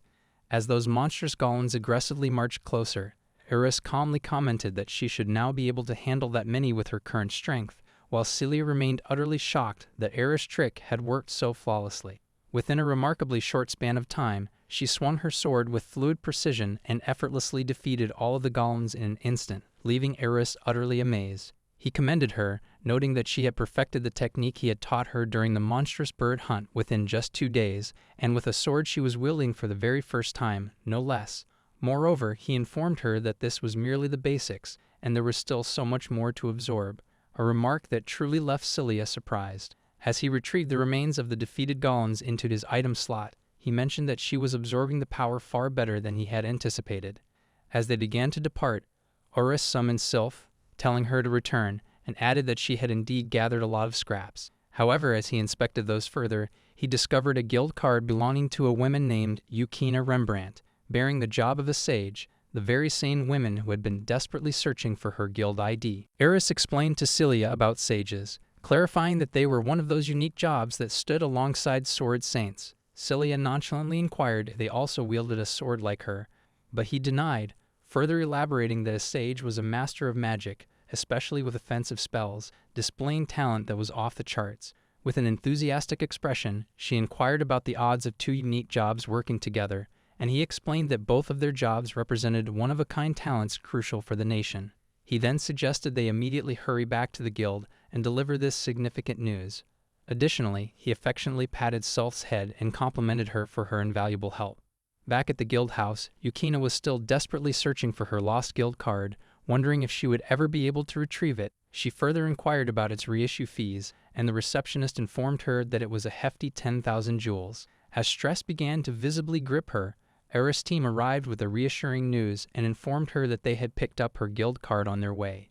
Yukina was immensely delighted upon seeing her lost guild card and further inquired if her wallet was also with it. Unfortunately, Eris stated that the guild card was all they had at the moment. She revealed that her wallet had been snatched and the thief had simply tossed the cards aside. As she was profoundly relieved upon retrieving it, she asserted that she wanted to do something in return to thank him for his assistance. Eris reassured her not to worry, but she shot back that there was no chance of that happening, as not only could it have been delivered somewhere else, but it also could have been severely misused. Eris pondered that there were indeed shady dealers out there illegally trading guild cards, and that the risks were even higher than he had initially imagined. She then boldly stated that she didn't have any cash on her, so she would gladly repay him with her body, a remark that left Eris utterly confused and stunned. Upon hearing her, Celia innocently questioned what she even meant by that, but Eris stuttered, unable to explain anything to her, sensing that it was a bit too early for Celia to comprehend such delicate matters. Moreover, he turned to Yukina, suggesting with a concern that she exercise a bit more caution regarding her surroundings before uttering such phrases, but she simply exclaimed with earnest sincerity that she would gladly step up on his behalf whenever an opportunity arose. Additionally, she offered with unwavering sincerity that she would also be happy to repay his kindness, but he found himself stuttering, unable to form a proper sentence in front of her. Her expression fell as she murmured to herself that they seemed to perceive her as a burden, someone who wouldn't contribute significantly in the battle. However, Eris appeared genuinely surprised by her remark, but she clarified that it meant precisely what it sounded like, further assuring them with determination that she was willing to pour her heart and soul into assisting them with any and every request. It was at that moment that Eris was finally dumbfounded as he fully grasped the innocent meaning behind her reckless words. Eris felt relieved and nervously asserted that he was more than thrilled upon receiving her offer of help, while Yukina questioned what had suddenly gotten him so flustered. Yukina then abruptly recalled her earlier, thoughtless remark and felt her face heat up with embarrassment. Finding herself completely unable to meet his gaze directly, she couldn't quite believe the words that had just tumbled out of her mouth in front of a complete stranger. She admitted her fault and stated that she indeed should have been more cautious with her phrasing, while Eris kindly suggested she not dwell on it too much. On the other hand, Celia remained in her completely oblivious self, entirely unaware of the awkward situation. With enthusiasm, she warmly invited Yukina to join their party, eager to embark on thrilling adventures together, and all 3 of them immediately exchanged introductions. Eris then remarked that he was eager to witness Yukina's skills in action, and she reciprocated with equal enthusiasm to test his capabilities. Eris then declared he would be taking over the designated testing grounds, and the receptionist readily offered to escort them to the training venue. At the testing grounds, as Yukina expressed her thrill to showcase her formidable magical power, Eris couldn't help but observe that she seemed quite confident. As she expertly prepared herself to unleash her spell, she swiftly activated her attack magic, Flame Beam, and hurled a lightning-fast ray that utterly and completely burned the straw dummy. Cilia was quite impressed by her display of power, and Eris commended her absolute flawless firepower. Moreover, scanning the testing venue completely, Yukina questioned whether that exam site always had such a rugged landscape. However, she was completely unaware that the reason for that shabby landscape stood right beside her. The receptionist then informed her about everything that had occurred on the day Eris was taking his exam. Additionally, she handed Eris 300,000 jewels for completing the quest and bringing in a total of 10 golems. The amount would be split among Eris and Cilia, with each receiving 150,000. Yukina was quite stunned upon hearing such a vast sum, and Cilia humbly remarked that none of those achievements were hers. Moreover, Eris had gained 70 guild points and had even ranked up to a D-rank adventurer. Meanwhile, Yukina remained utterly speechless upon hearing that it had taken him only 2 quests to ascend from E rank to D rank. Just then, her stomach growled loudly, prompting Eris to suggest that they should head towards the cafeteria and have lunch before proceeding further.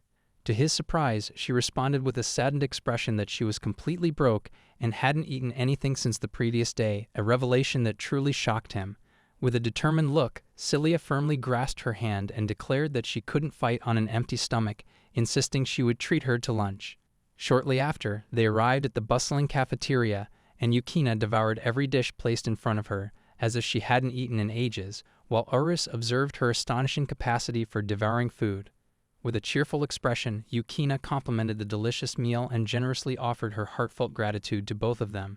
In turn, Cilia praised her incredible appetite, prompting Eris to wonder how she had the nerve to say that directly to her face. Cilia and Yukina seemed to get along quite well, while Eris pondered that Yukina appeared to be just an ordinary girl despite her unique job. He then proceeded to question her, reasoning that she must have received countless offers to join parties from all directions, given her esteemed status as a sage. He further inquired what party she was currently in, but she responded that she was adventuring solo and that she simply couldn't fit into the party she used to be a part of. She stated they simply had different visions for the future, and he reflected that it was a fairly typical reason for parting ways. Cilia then questioned if Yukina had a deeper reason to be so particular about her future, to which she revealed that she was on a quest to find the 7 scattered tomes of magic across the world. Eris sought confirmation if it was true there was a legendary tome that granted the power to wield various spells just by reading it, but she replied only those who were truly worthy could do so.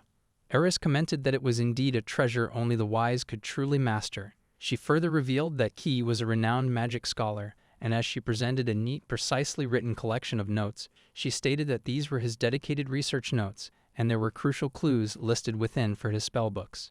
When Eris inquired whom she was talking about, she disclosed that it was her late father who had passed away when she was just a child. She made a resolute vow that she would definitely gather it all while she was alive, prompting Cilia to inquire why she was going to such extraordinary lengths. The reason was that her mother, who had diligently cared for her all this time, had recently passed away, and when Yukina was dazed by a mix of loss and an unexpected sense of liberation, she stumbled upon her father's forgotten research. Eris now realized why she had been so passionately gathering these spellbooks, further pondering that she had been carrying quite a heavy emotional burden. Yukina also informed him of her earnest desire to unlock resurrection magic after collecting all 7 volumes. Confused and disoriented, he inquired if she meant to resurrect her parents, and though she admitted it was a part of her motivation, her greatest concern was losing someone precious to her once again. Eris called her kind-hearted, but she humbly perceived herself more as a coward. Eris very well understood the agonizing pain of losing someone dear, and he was sure he would have done the exact same thing if he were in her shoes. But surprisingly, Yukina wasn't solely bound by the death of her parents. Her sincere desire to master resurrection magic spoke volumes about her compassionate nature.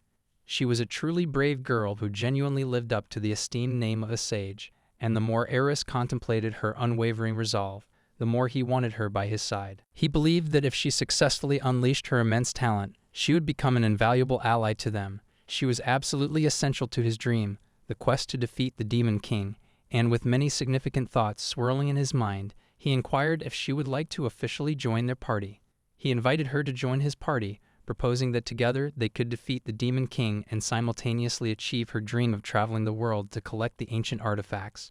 Collecting magic tomes from around the world fitted Yukina's aspiration perfectly, so he believed it was not a bad idea. Though she acknowledged it was a kind offer, she politely declined his proposal.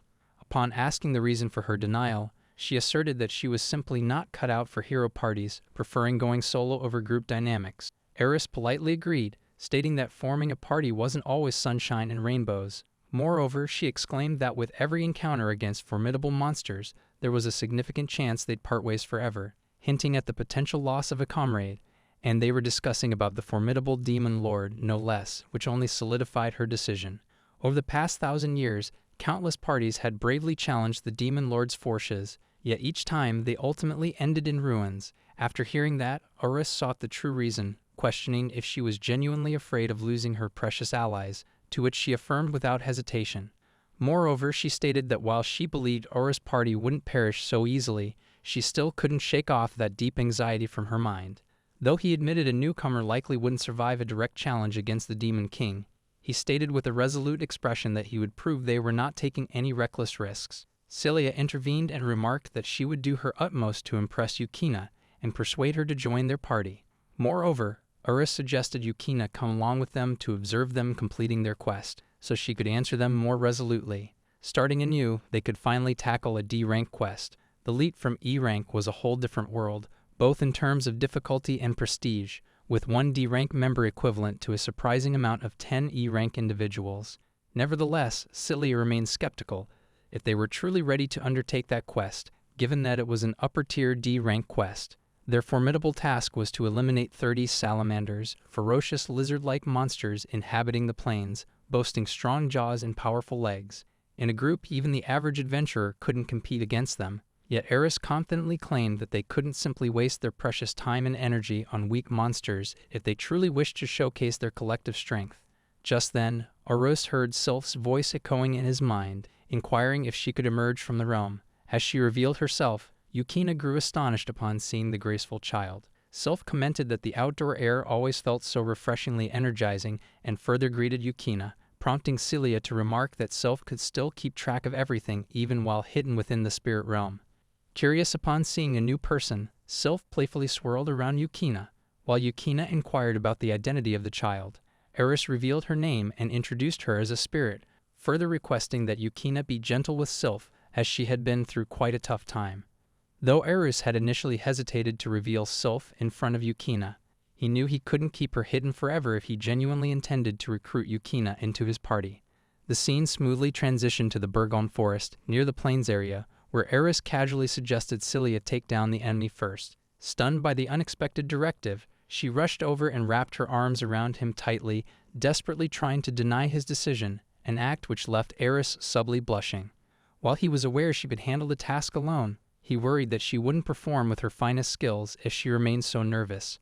On the other hand, Yukina secretly whispered to Sylph, questioning upon observing their behavior if the two of them were a couple. Still blushing, Eris gently reassured Cilia that they were a party after all, and he would undeniably come to her aid if she ever found herself in any danger. Cilia's behavior instantly lifted as she heard his reassuring words, and she immediately agreed to comply with his commands. Not long after, Cilia stood bravely in front of the threatening monster, poised to strike, and as the monster detected her presence, she lunged at the beast without a second thought. The enemy's dodging speed was slightly faster than those encountered in E-rank quests, and Cilia faced a significant disadvantage in a simple speed match. However, as the Sword Saint, she possessed exceptional reflexes and keen instincts, and in close combat, predicting the opponent's movements was the absolute key to victory. Cilia's swift reflexes allowed her to dodge the monster's attack just in time, and as they rushed at her with lightning-fast speed, she effortlessly dispatched them with swift, precise strikes. As Cilia finally blasted the monstrous salamander away, Eris praised her impressive skills, while Yukina remained utterly speechless after witnessing such a formidable display of power. He then turned to Yukina, inquiring if she was surprised and still shaken. She questioned how extensively Cilia must have trained to attain that level of prowess. To her surprise, he revealed that Cilia had only begun her specialized training a mere few days ago, and that she still possessed significant room for further growth. This revelation left Yukina completely stunned.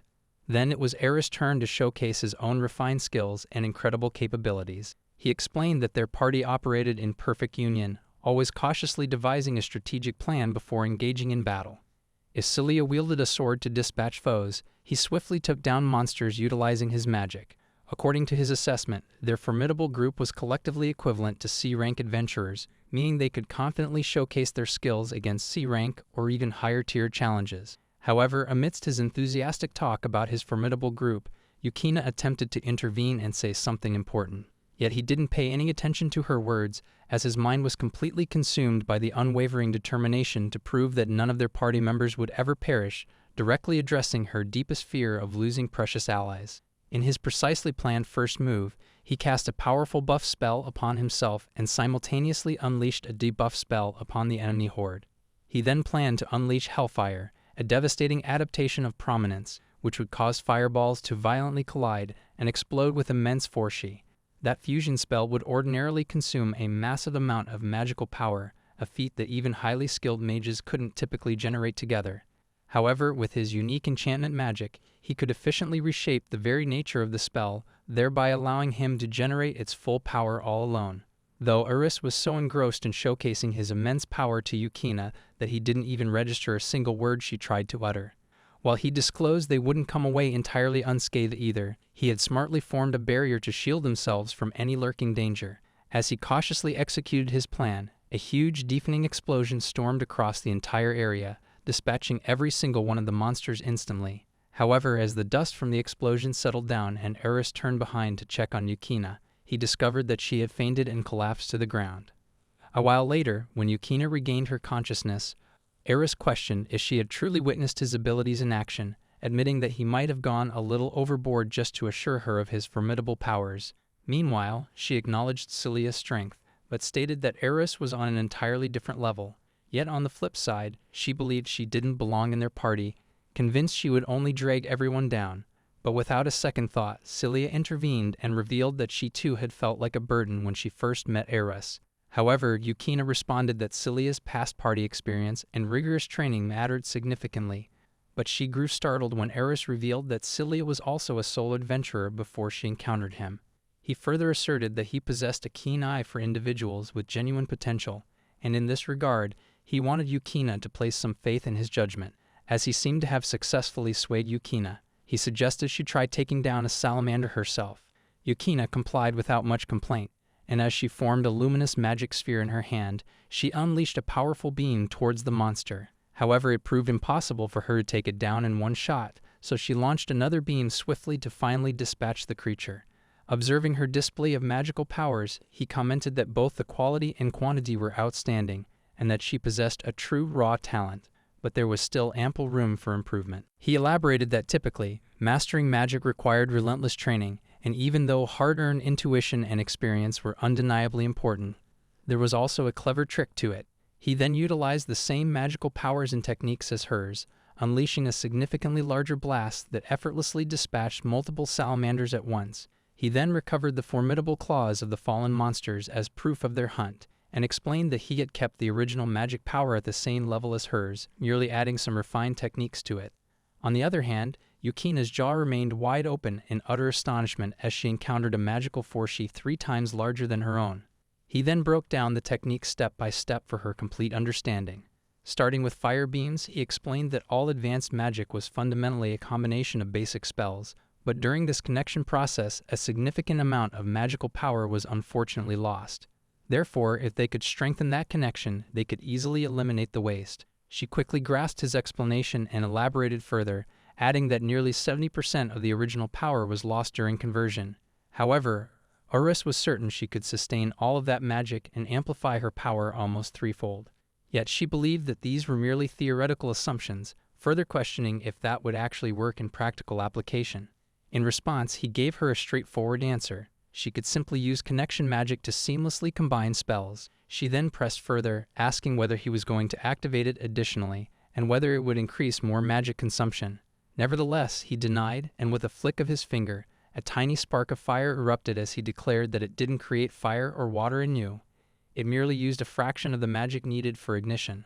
But when she inquired about the precise combination of the connection magic, his response left her utterly shocked when he simply disclosed that he found that to be basic magic. He additionally stated that in his previous party, the members expected overlapping buffs from multiple people as if it were a normal occurrence. Sylph then charmingly jumped in and offered an insightful reminder to those perplexed women that it was like flipping the script on magic common sense.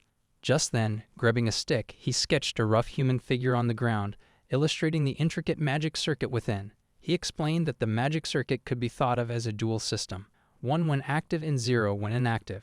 He continued that all magic could be precisely constructed from the combinations of zeros and ones, and with an increasing number of branches, they could effectively turn individual segments on and off. The complex concept finally began to click for her, as she stated that magic would theoretically have a total of 48,816 combinations if the branches increased. However, her face twisted in a realization as she fully grasped that there were already over 1,000 combinations with just 10 branches and over 1,000,000 with only 20. It was almost as if all magic could be explained with those intricate combinations. A spark of determination flickered in her eyes, and she swiftly flipped through the pages of her book. She then attempted all the magic spells using the newly understood concept of dual combinations of zeros and ones. Her face lit up with excitement as she realized that she could now potentially master countless applications and that the possibilities were nearly endless. Her expressed enthusiasm reminded Eris that she indeed was the brilliant daughter of a scholar. She then sought confirmation, asking if there was no longer any need to gather spellbooks for resurrection magic. However, Eris gently refused and stated that what he had deciphered was merely a fraction of how magic truly worked, and especially regarding ancient magic, there were still certain things he couldn't fully explain. With the aim to demonstrate the power of connection magic, he carefully wrote the combinations of zeros and ones on the ground and advised her to try out that specific order first. As Yukina complied, she produced 2 basic spells and then flawlessly utilized the connection magic to combine those in the precise manner she had been taught. She then unleashed a flurry of huge, fierce fireballs, creating a huge blast which she had never been able to achieve before. Pure enthusiasm illuminated her face as she witnessed herself controlling her true powers. Shortly after clearing the entire area infested with formidable monsters, they were heading back when Eris genuinely thanked Yukina for her much-needed help. However, she humbly claimed that she owed him one, as it would have taken her twice as long to accomplish the same feat alone. Furthermore, she asked with a touch of hesitancy if they would be willing to let her officially join their party, and their faces immediately beamed with happiness. Celia embraced her in a tight, joyful hug, while Sylph playfully remarked that she had a new mom now. Eris warmly welcomed her to their party, and Yukina assured them she would do her absolute best to contribute to their party. Back at the guild house, the receptionist expressed her genuine astonishment as Yukina, who had always seemed incredibly reluctant to join a party before, had finally joined one. Meanwhile, Celia stated with excitement that Eris truly possessed a knack for attracting people. Moreover, the receptionist examined the claws they had returned with, which served as the proof of their hunt, but despite it being sufficient evidence, it felt a little underwhelming to her. However, Yukina revealed that the magic Eris had taught her was just so overwhelmingly strong that it had accidentally melted away the remaining parts of those monstrous salamanders. The receptionist commented that Eris was truly exceptional at teaching, but he casually remarked that both Celia and Yukina simply possessed a lot of talent, allowing them to learn things significantly quicker. He believed that a narrow view couldn't truly draw out one's full talent, and focusing only on what was close at hand wouldn't allow them to see the distant moon. If they removed their self-imposed limits and focus, they could even perceive the faraway moon with clarity. Yukina found that analogy of his quite amazing. Moreover, she asked if they had yet settled on a party name, but he disclosed that they still hadn't decided on a suitable title. Keeping this in mind, Eris swiftly registered their party's name as Infinity, after much thought. After a while, they finally enjoyed their much-needed meal when Eris inquired about her lodging arrangements. Yukina stated that she didn't have enough money to renew her lodging that very morning, but without a second thought, Celia suggested she stay in their room for the time being. Upon hearing that, Yukina exclaimed and inquired if they were truly staying in the same room. As she stared at him with a distinct, questioning expression, he stutteringly mentioned that it was solely because of Celia's strong insistence. Though Yukina agreed to stay, Eris thought to himself they should definitely move to a bigger inn soon. At that moment, suspicious hooded figures abruptly approached them, claiming Yukina had dropped her guild card, but when she checked, it was clearly not hers. To their utter surprise, the figures swiftly pulled Celia into their grasp, holding her hostage with a knife pressed firmly onto her neck. One of the menacing men then ordered Aris to put his hands up and approach quietly. Aris inquired about the reason for their sudden appearance, to which Yukina stated that those thugs might be the black market dealers of guild cards. Seeing her strike a nerve, the thug admitted she was quite perceptive. She casually remarked that it was obvious because only someone with another person's guild card would engage in such shady activities.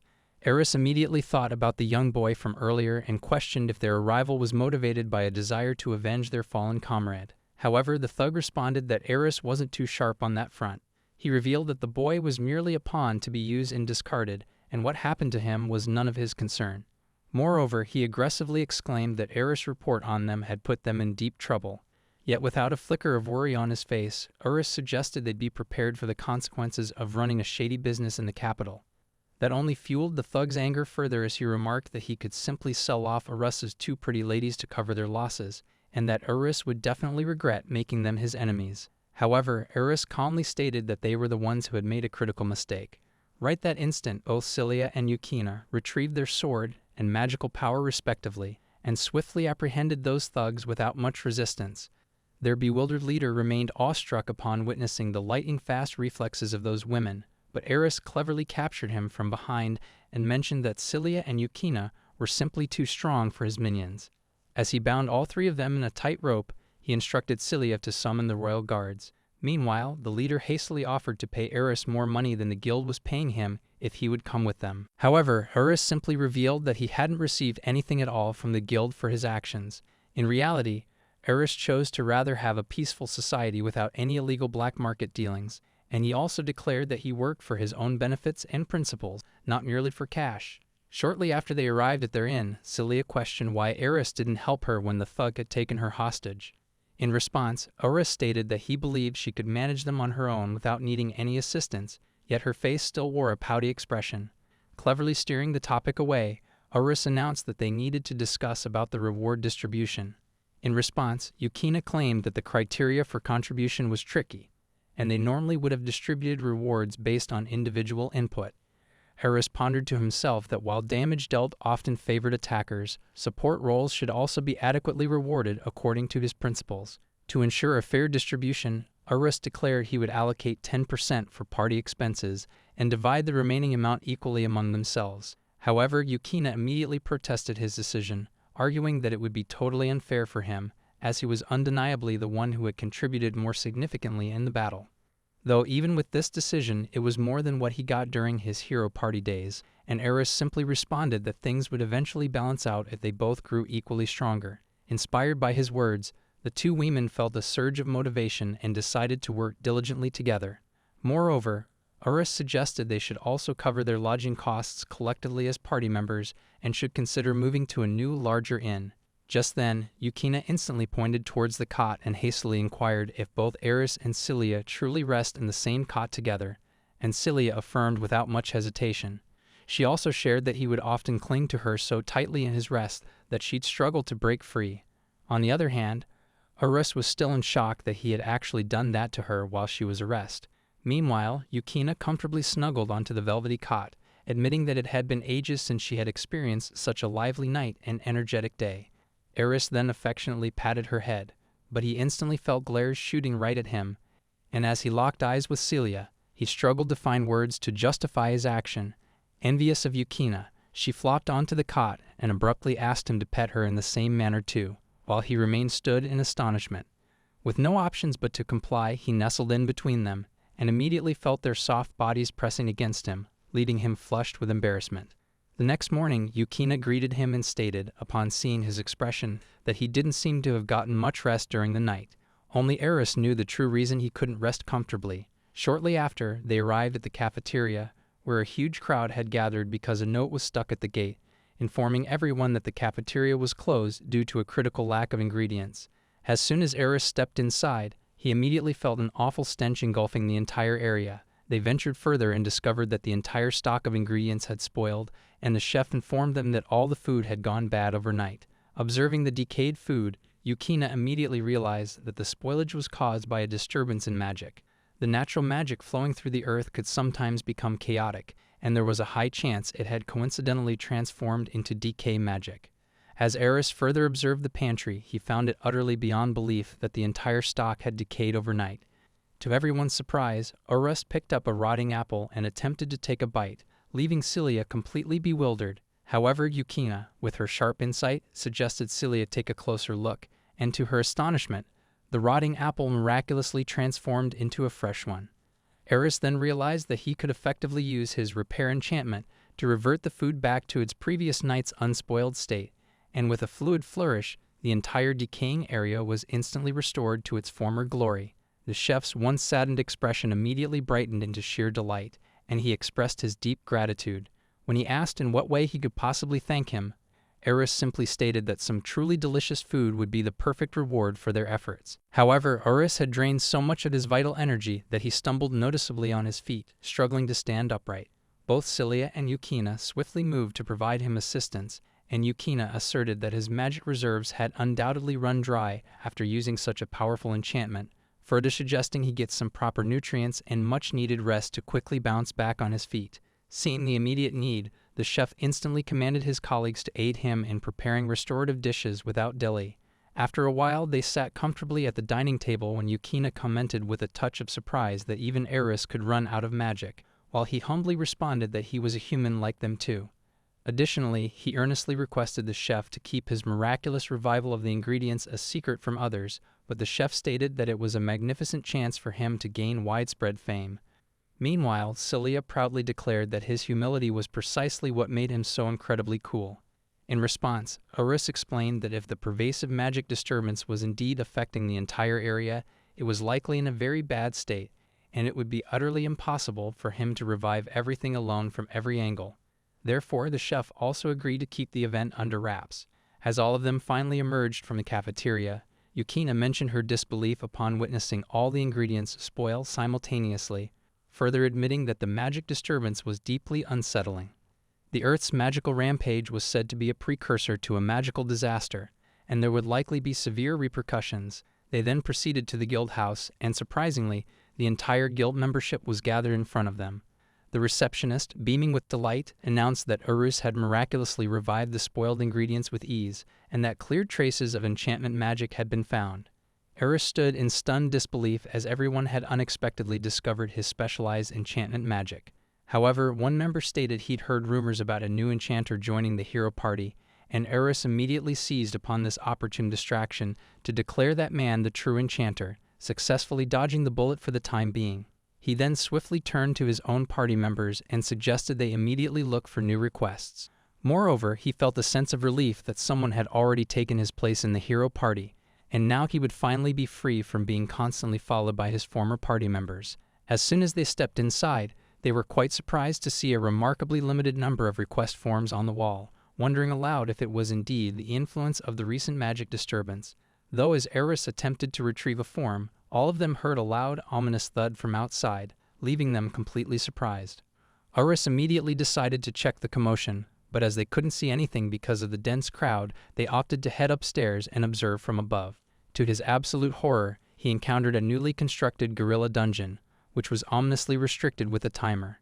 The terrible consequence would be that monsters would flood the entire village if the magical barrier broke in just 3 hours. Eris stated with a sorrowful expression that it was the very same type of dungeon that had tragically appeared in his hometown 6 years ago. Though the hero and reinforcements from the capital had eventually suppressed it back then, it was only after the entire village had been completely destroyed. This time, Eris wanted to prioritize the evacuation of every single being, as he deeply wished to cherish everyone's life more. He swiftly devised a plan to evacuate everyone to the next village within the critical 3-hour time frame.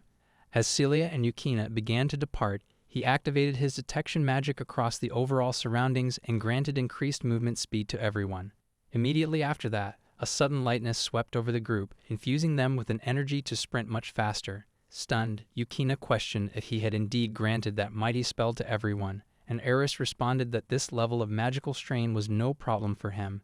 He had made up his mind 6 years ago that whenever such a tragedy would strike again, he would prevent it no matter the cost. Just then, the receptionist emerged and cautioned them about the dungeon's sudden emergence, further requesting them to send their hunting party into action. Though it was obvious Eris' party would be going, he revealed that they didn't wish to be merely a hunting party, but rather to act as an advance team. Startled by his audacious request, she questioned if he truly wished to act alone, advising him not to be too reckless even if he possessed great powers. However, he explained that these specific monsters didn't act in groups, so they needed to deal with individually moving enemies. Moreover, he deduced that having a small elite team was far more effective than simply gathering large numbers with a standard hunting party. Additionally, he stated that he wasn't truly alone, implying that his precious comrades, Cilia and Yukina, would back him up. The receptionist urged them to stay safe, while Eris instructed his members to swiftly retrieve all of the necessary potions before venturing further into the crowd to offer assistance. To his surprise, his former party members unexpectedly arrived, and Nardo informed them that the civilians would follow their lead. However, Yukina intervened, sharply exclaiming that there was no such rule, and they hadn't yet received any specific orders from the capital. Yet, with an air of self-importance, Nardo stated that they were the ones in command. Annoyed by his audacious remark, Eris called him unbelievable for still thinking so highly of himself, further revealing that they were actually the ones in the lead. Nardo retorted aggressively, questioning if they wanted to selfishly steal all the credit for themselves, further asserting that he would immediately leave for the dungeon if that was indeed the case. However, the other members wisely assured Nardo that there was no need to rush, and they didn't even have enough supplies ready yet. Regardless, Nardo assertively commanded his comrades to move forward and enter the dungeon. As they departed, Yukina stated that it must be truly embarrassing for the hero party if they fell behind in conquering the dungeon, while Eris couldn't help but feel genuinely bad for the new blessing mage now tasked with their support. Meanwhile, deep inside the dungeon, as the hero party was engaged in a fierce, chaotic battle with the terrifying monsters, Nardo shrieked, his voice rising in sheer frustration, that the damage they were sustaining was just as severe as if they had been completely defenseless. He furiously demanded to know what was going on, to which the new mage stated that he was giving his absolute all, and that the enhancement magic was fully active on his part. However, Nardo instinctively exclaimed that Eris had consistently done much more than he was currently achieving. Another member intervened, wisely advising Nardo against arguing with his own comrade, and sternly warning that he would undoubtedly end up getting hurt if he carelessly let his guard down. With a collective, desperate force, the party used their own diverse skills and magical capabilities to defeat the monsters within. As they fought recklessly, Nardo managed to corner a terrifying creature and immediately commanded Krana to use her powerful attack magic, but she was already busy tending to another injured comrade with her precious healing magic. The creature swiftly swung its massive tail and sent Nardo hurtling violently across the ground. Meanwhile, Krana disclosed with visible strain that they were completely out of magical power. The new member questioned if they even had an antidote, as basilisk poison was a deadly toxin that raced mercilessly against time.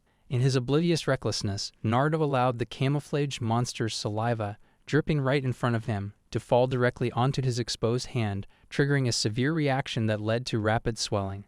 He desperately pleaded for someone to give him an antidote potion, but Krana revealed with a concern that they were already completely out of all healing potions, sensibly suggesting they get out of the dungeon immediately. Moreover, the new mage stated he would have brought more supplies if he had known about such severe consequences. Shortly after, Eris' party confidently entered the dungeon, and Yukina voiced a quiet hope that the hero party wouldn't complain after seeing them. In response, Eris mentioned that they shouldn't have the luxury to complain. Just then, a monstrous growl echoed throughout the dungeon, instantly alerting everyone present, and as they ventured further, they saw that the heroes were in an even worse condition than before. Spotting the horrifying basilisk, Eris admitted that they should have entered a bit earlier. Activating his magic circle, Eris swiftly produced flame-piercing shot and sent a blazing ray hurtling towards the creature, leaving it utterly immobile. Cilia and Yukina once again commended his powerful skills, while his former party members remained utterly speechless in awe. Seeing this unfold, Krana called him unfair for sneaking out of the party and now flaunting such magnificent attack magic. In response, he calmly voiced the same harsh words Nardo had used against him, stating that it was already decided without room for explanation that being fired was a done deal. He also revealed that flame-piercing shot was an advanced application of blessing magic, one he had attempted for the very first time after his banishment. More importantly, as he retrieved a crucial healing potion from his inventory slot, he mentioned that it was precisely the vital thing they desperately needed at that critical moment.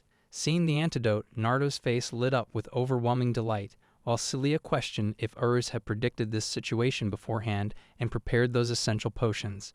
Urus simply explained that the gorilla dungeon was a highly isolated environment where magic consumption was severe and most monsters were aggressively elemental. Moreover, if there wasn't an adequate potion supply, lethal poison and paralysis could strike them, and mere healing wouldn't offer much relief, leaving them dangerously immobile.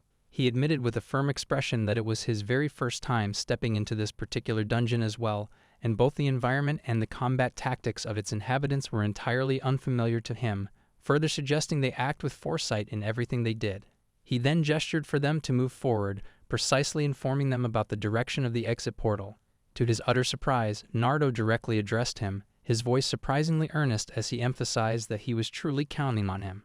Urus had never even imagined the day would come when he'd hear such words from Nardo, further pondering that Nardo seemed to have finally faced harsh reality for him to be so unexpectedly honest.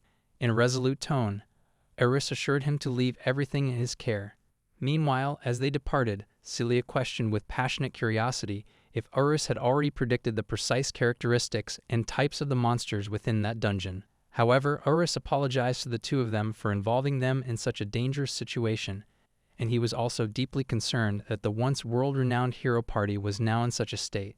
Yukina grumbled that they were so fixated on appearances that they couldn't even safeguard their own teammates, but Eris calmly responded that it was still his old stomping grounds. Upon hearing that, Yukina grew surprised upon realizing that he was indeed from that very hero party, while Urus grasped that he had never actually told her about it before. He then immediately apologized to Yukina if his past had made her uncomfortable in any way. However, she calmly replied that she was rather relieved he was an outsider like her, and that she liked him just as the way he was, not merely because he was a hero. Eris' face visibly reddened at her words, and her own cheeks flushed too as she hastily clarified that she meant as a person. Just then, Celia abruptly appeared between them, causing both to jolt in surprise, and pointed towards the direction ahead, stating that there were numerous doors at their destination. As they traveled across those numerous doors, Celia inquired if it was all right for them to hastily open just any door. However, Urus assured her, simultaneously activating his area scan skill, which immediately detected a swarm of hazardous monsters lurking beyond those doors. Yukina reasoned that they definitely would not be able to make it in time if they opened every single door, and Celia advised they just move ahead for the time being. They ventured a little further and came across an imposing door featured with multiple keyholes. It appeared to them that the dungeon's boss monster was deeper inside this formidable barrier, and that they would be needing a lot of keys to access the door. Given the sheer number of keyholes, it was evident that the keys were strategically hidden behind those multiple doors, each containing one. Celia pointed out that they had no choice but to defeat the monsters inside each of the gates, and as they proceeded towards it, Urus hastily stopped them, accidentally pulling Yukina's belt. Flushed, she instantly warned him to not grab her in such a spot. As they had to gather a total of 20 keys, Urus explained that they had no time for such a drawn-out process, and the straightforward methods simply wouldn't cut it. Celia questioned if there was a certain hidden method to unlock those doors, but Eris revealed that it was a lot simpler than they imagined. Forming a powerful magic circle, he unleashed a massive blast of firepower directly at the imposing door, blasting it open instantly with sheer force. Meanwhile, Celia and Yukina remained completely bewildered at the act, as they hadn't expected him to rely on such brute force. As the door opened, a formidable, terrifying dragon loomed in front of them. Without wasting a second further, Eris declared he would draw the dragon's attention towards himself, swiftly instructing Celia to attack from behind and Yukina to support them expertly from the back. The dragon's massive jaw opened wide, unleashing a fierce blast of fire that engulfed the entire area. Reacting swiftly, Eris instantly appeared behind its back and released a precise, flame-piercing shot right at the formidable beast, though it didn't even leave a single scratch on its incredibly tough scales. As instructed, Celia emerged from behind and precisely struck at the monster using her strong sword. However, as Eris complimented her skills, the dragon cleverly seized the opportune moment to capture her while she was distracted. Panic-stricken, Eris quickly readied for another desperate attack, but Yukina's voice piercingly commanded Celia to dodge, simultaneously unleashing her powerful attack magic towards the dragon.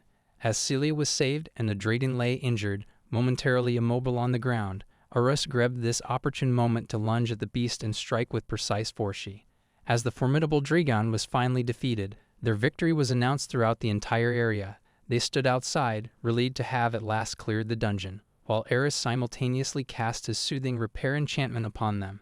Yukina asserted with pride that it was undoubtedly the fastest record in history for Eris to clear such a challenging dungeon so swiftly. However, he mentioned with a warm smile that he certainly didn't achieve it alone, and that all three of them had conquered it together as a coordinated unit.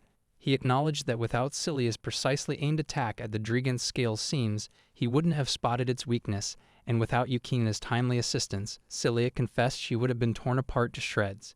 In a stuttered tone, Yukina humbly remarked that she hadn't done anything particularly remarkable, and that she had simply attacked from the back. Regardless, Eris still commended her for her much-needed assistance, leaving her cheeks flushing with embarrassment. He further emphasized that in a dungeon where magic consumption was intensely severe, there were hardly any adventurers capable of delivering effective magic attacks from such a distance. He then gently grasped her hand and offered a magic recovery enchantment, while she shyly offered her heartfelt gratitude. Envious of their bond, Celia hastily inserted herself between them and grabbed Eris tightly, dramatically claiming she was in pain and in desperate need of his immediate help. Meanwhile, Yukina couldn't help but giggle at the lively energy from their vibrant party. She then silently spoke to her late parents, quietly thinking in her heart that she truly felt she could get along quite well with these people. Just then, Sylph emerged out of nowhere and sweetly thanked both of her mothers, Celia and Yukina, for allowing her to come outside. As it seemed like everyone had been successfully evacuated from the village, Sylph commented mischievously that she could finally steal anything she wanted, but Celia swiftly scolded her for thinking in such a manner. Eris also pondered that Sylph engaged in such dangerous thoughts for someone who seemed like an innocent child. Seeing them standing so close, Sylph playfully remarked that Eris had successfully stolen the hearts of her mothers, but he clarified with flushed cheeks that their closeness was merely an efficient method of magical recovery. She further told him that though it was fine for Celia, it was extremely rude to Yukina, given that her face was as red as a beet. But Eris tried to rationalize that it might be due to fatigue from magic depletion. Just then, Yukina abruptly turned around and reassured him that she was fine now, while Eris clarified to Sylph that there was indeed some distance between him and Yukina. Celia called him helplessly oblivious, while he thought to himself that teaming up with Yukina was purely for their mutual goals. That day, after conquering the notorious gorilla dungeon, they took another crucial step closer to their grand goal of reclaiming a peaceful world. He contemplated that, along with Celia and Yukina, he must continue to grow for the ultimate sake of defeating the formidable Demon King. On the other hand, the royal guards conversed quietly in the corner of the village, questioning whether the hero party wasn't supposed to have retreated, while others suggested they simply report back everything to the palace immediately. The scene then smoothly transitioned to the royal palace of the Male Kingdom, where the respected king, Floy's Male, suggested that they must appoint a new hero ideal and truly unique to their nation. The minister retorted, saying that even if they were the Alliance's heroes, gathering adventurers that surpassed them was quite the monumental challenge. However, Floy's confidently remarked that it was already proven that such extraordinary people indeed existed. 3 days after conquering the dangerous gorilla dungeon, Eris group ventured into the bustling market, where the store's owner immediately recognized them as the true heroes who had successfully overcome the recent crisis. She then leaned in closer and inquired if Eris was indeed the former hero, and if she was truly supposed to keep that a secret, leading Eris to realize that almost everyone had already figured out his past identity. Celia then asked for 4 loaves of bread, and upon seeing her, the store owner was clearly impressed as she called her a beauty, and playfully questioned if she was Eris' girlfriend, an inquiry that left Eris visibly flustered. However, Celia calmly denied it and proudly introduced herself as the sword saint of the group. Upon hearing this, the lady generously offered her the entire bag of bread instead of just 4, and Celia's face immediately transformed into a cheerful expression of delight. Another vendor also chimed in, claiming that the village had miraculously come back to life all thanks to their heroic efforts, and that even the fruits seemed to be much juicier. Yukina, ever the scholar, explained that the dungeon's closure had significantly stabilized the local magic flow, while the vendor commended her immense knowledge and further inquired about her identity. Eris then emerged, proudly introducing her as the sage, and revealing that she had made a significant contribution to the group's recent success. The vendor was quite delighted upon hearing that and swiftly offered his juiciest fruits to her as a token of appreciation. Just like that, store owners and vendors throughout the market showered them with gifts and heartfelt gratitude, and both Celia and Yukina seemed to thoroughly enjoy the attention and appreciation they were receiving. Moreover, a shopkeeper mentioned Nardo's group, remarking that they had confidently strolled through the village, yet when the critical time came for their assistance, they had swiftly retreated. Another one chimed in and remarked that Eris' party was far more dependable. The whole market then generously offered their collective, heartfelt gratitude to them for their timely and decisive assistance. Later, when they finally pushed their way out of the huge crowd, Eris sighed in relief, which prompted Yukina to inquire if he was feeling exhausted. He asserted that he'd never had this particular experience before, so he wasn't quite used to such public admiration. Furthermore, when they arrived at the guild house, the receptionist immediately apologized for calling them abruptly when they were supposed to be resting. However, Eris responded that they had rested enough over the past 3 days, further asking about the urgent matter for which she had called him. She revealed that she had an important letter addressed specifically to Eris and instructed him to head to the inner room. At that precise moment, Eris was fully aware that his past as a former hero was now openly known.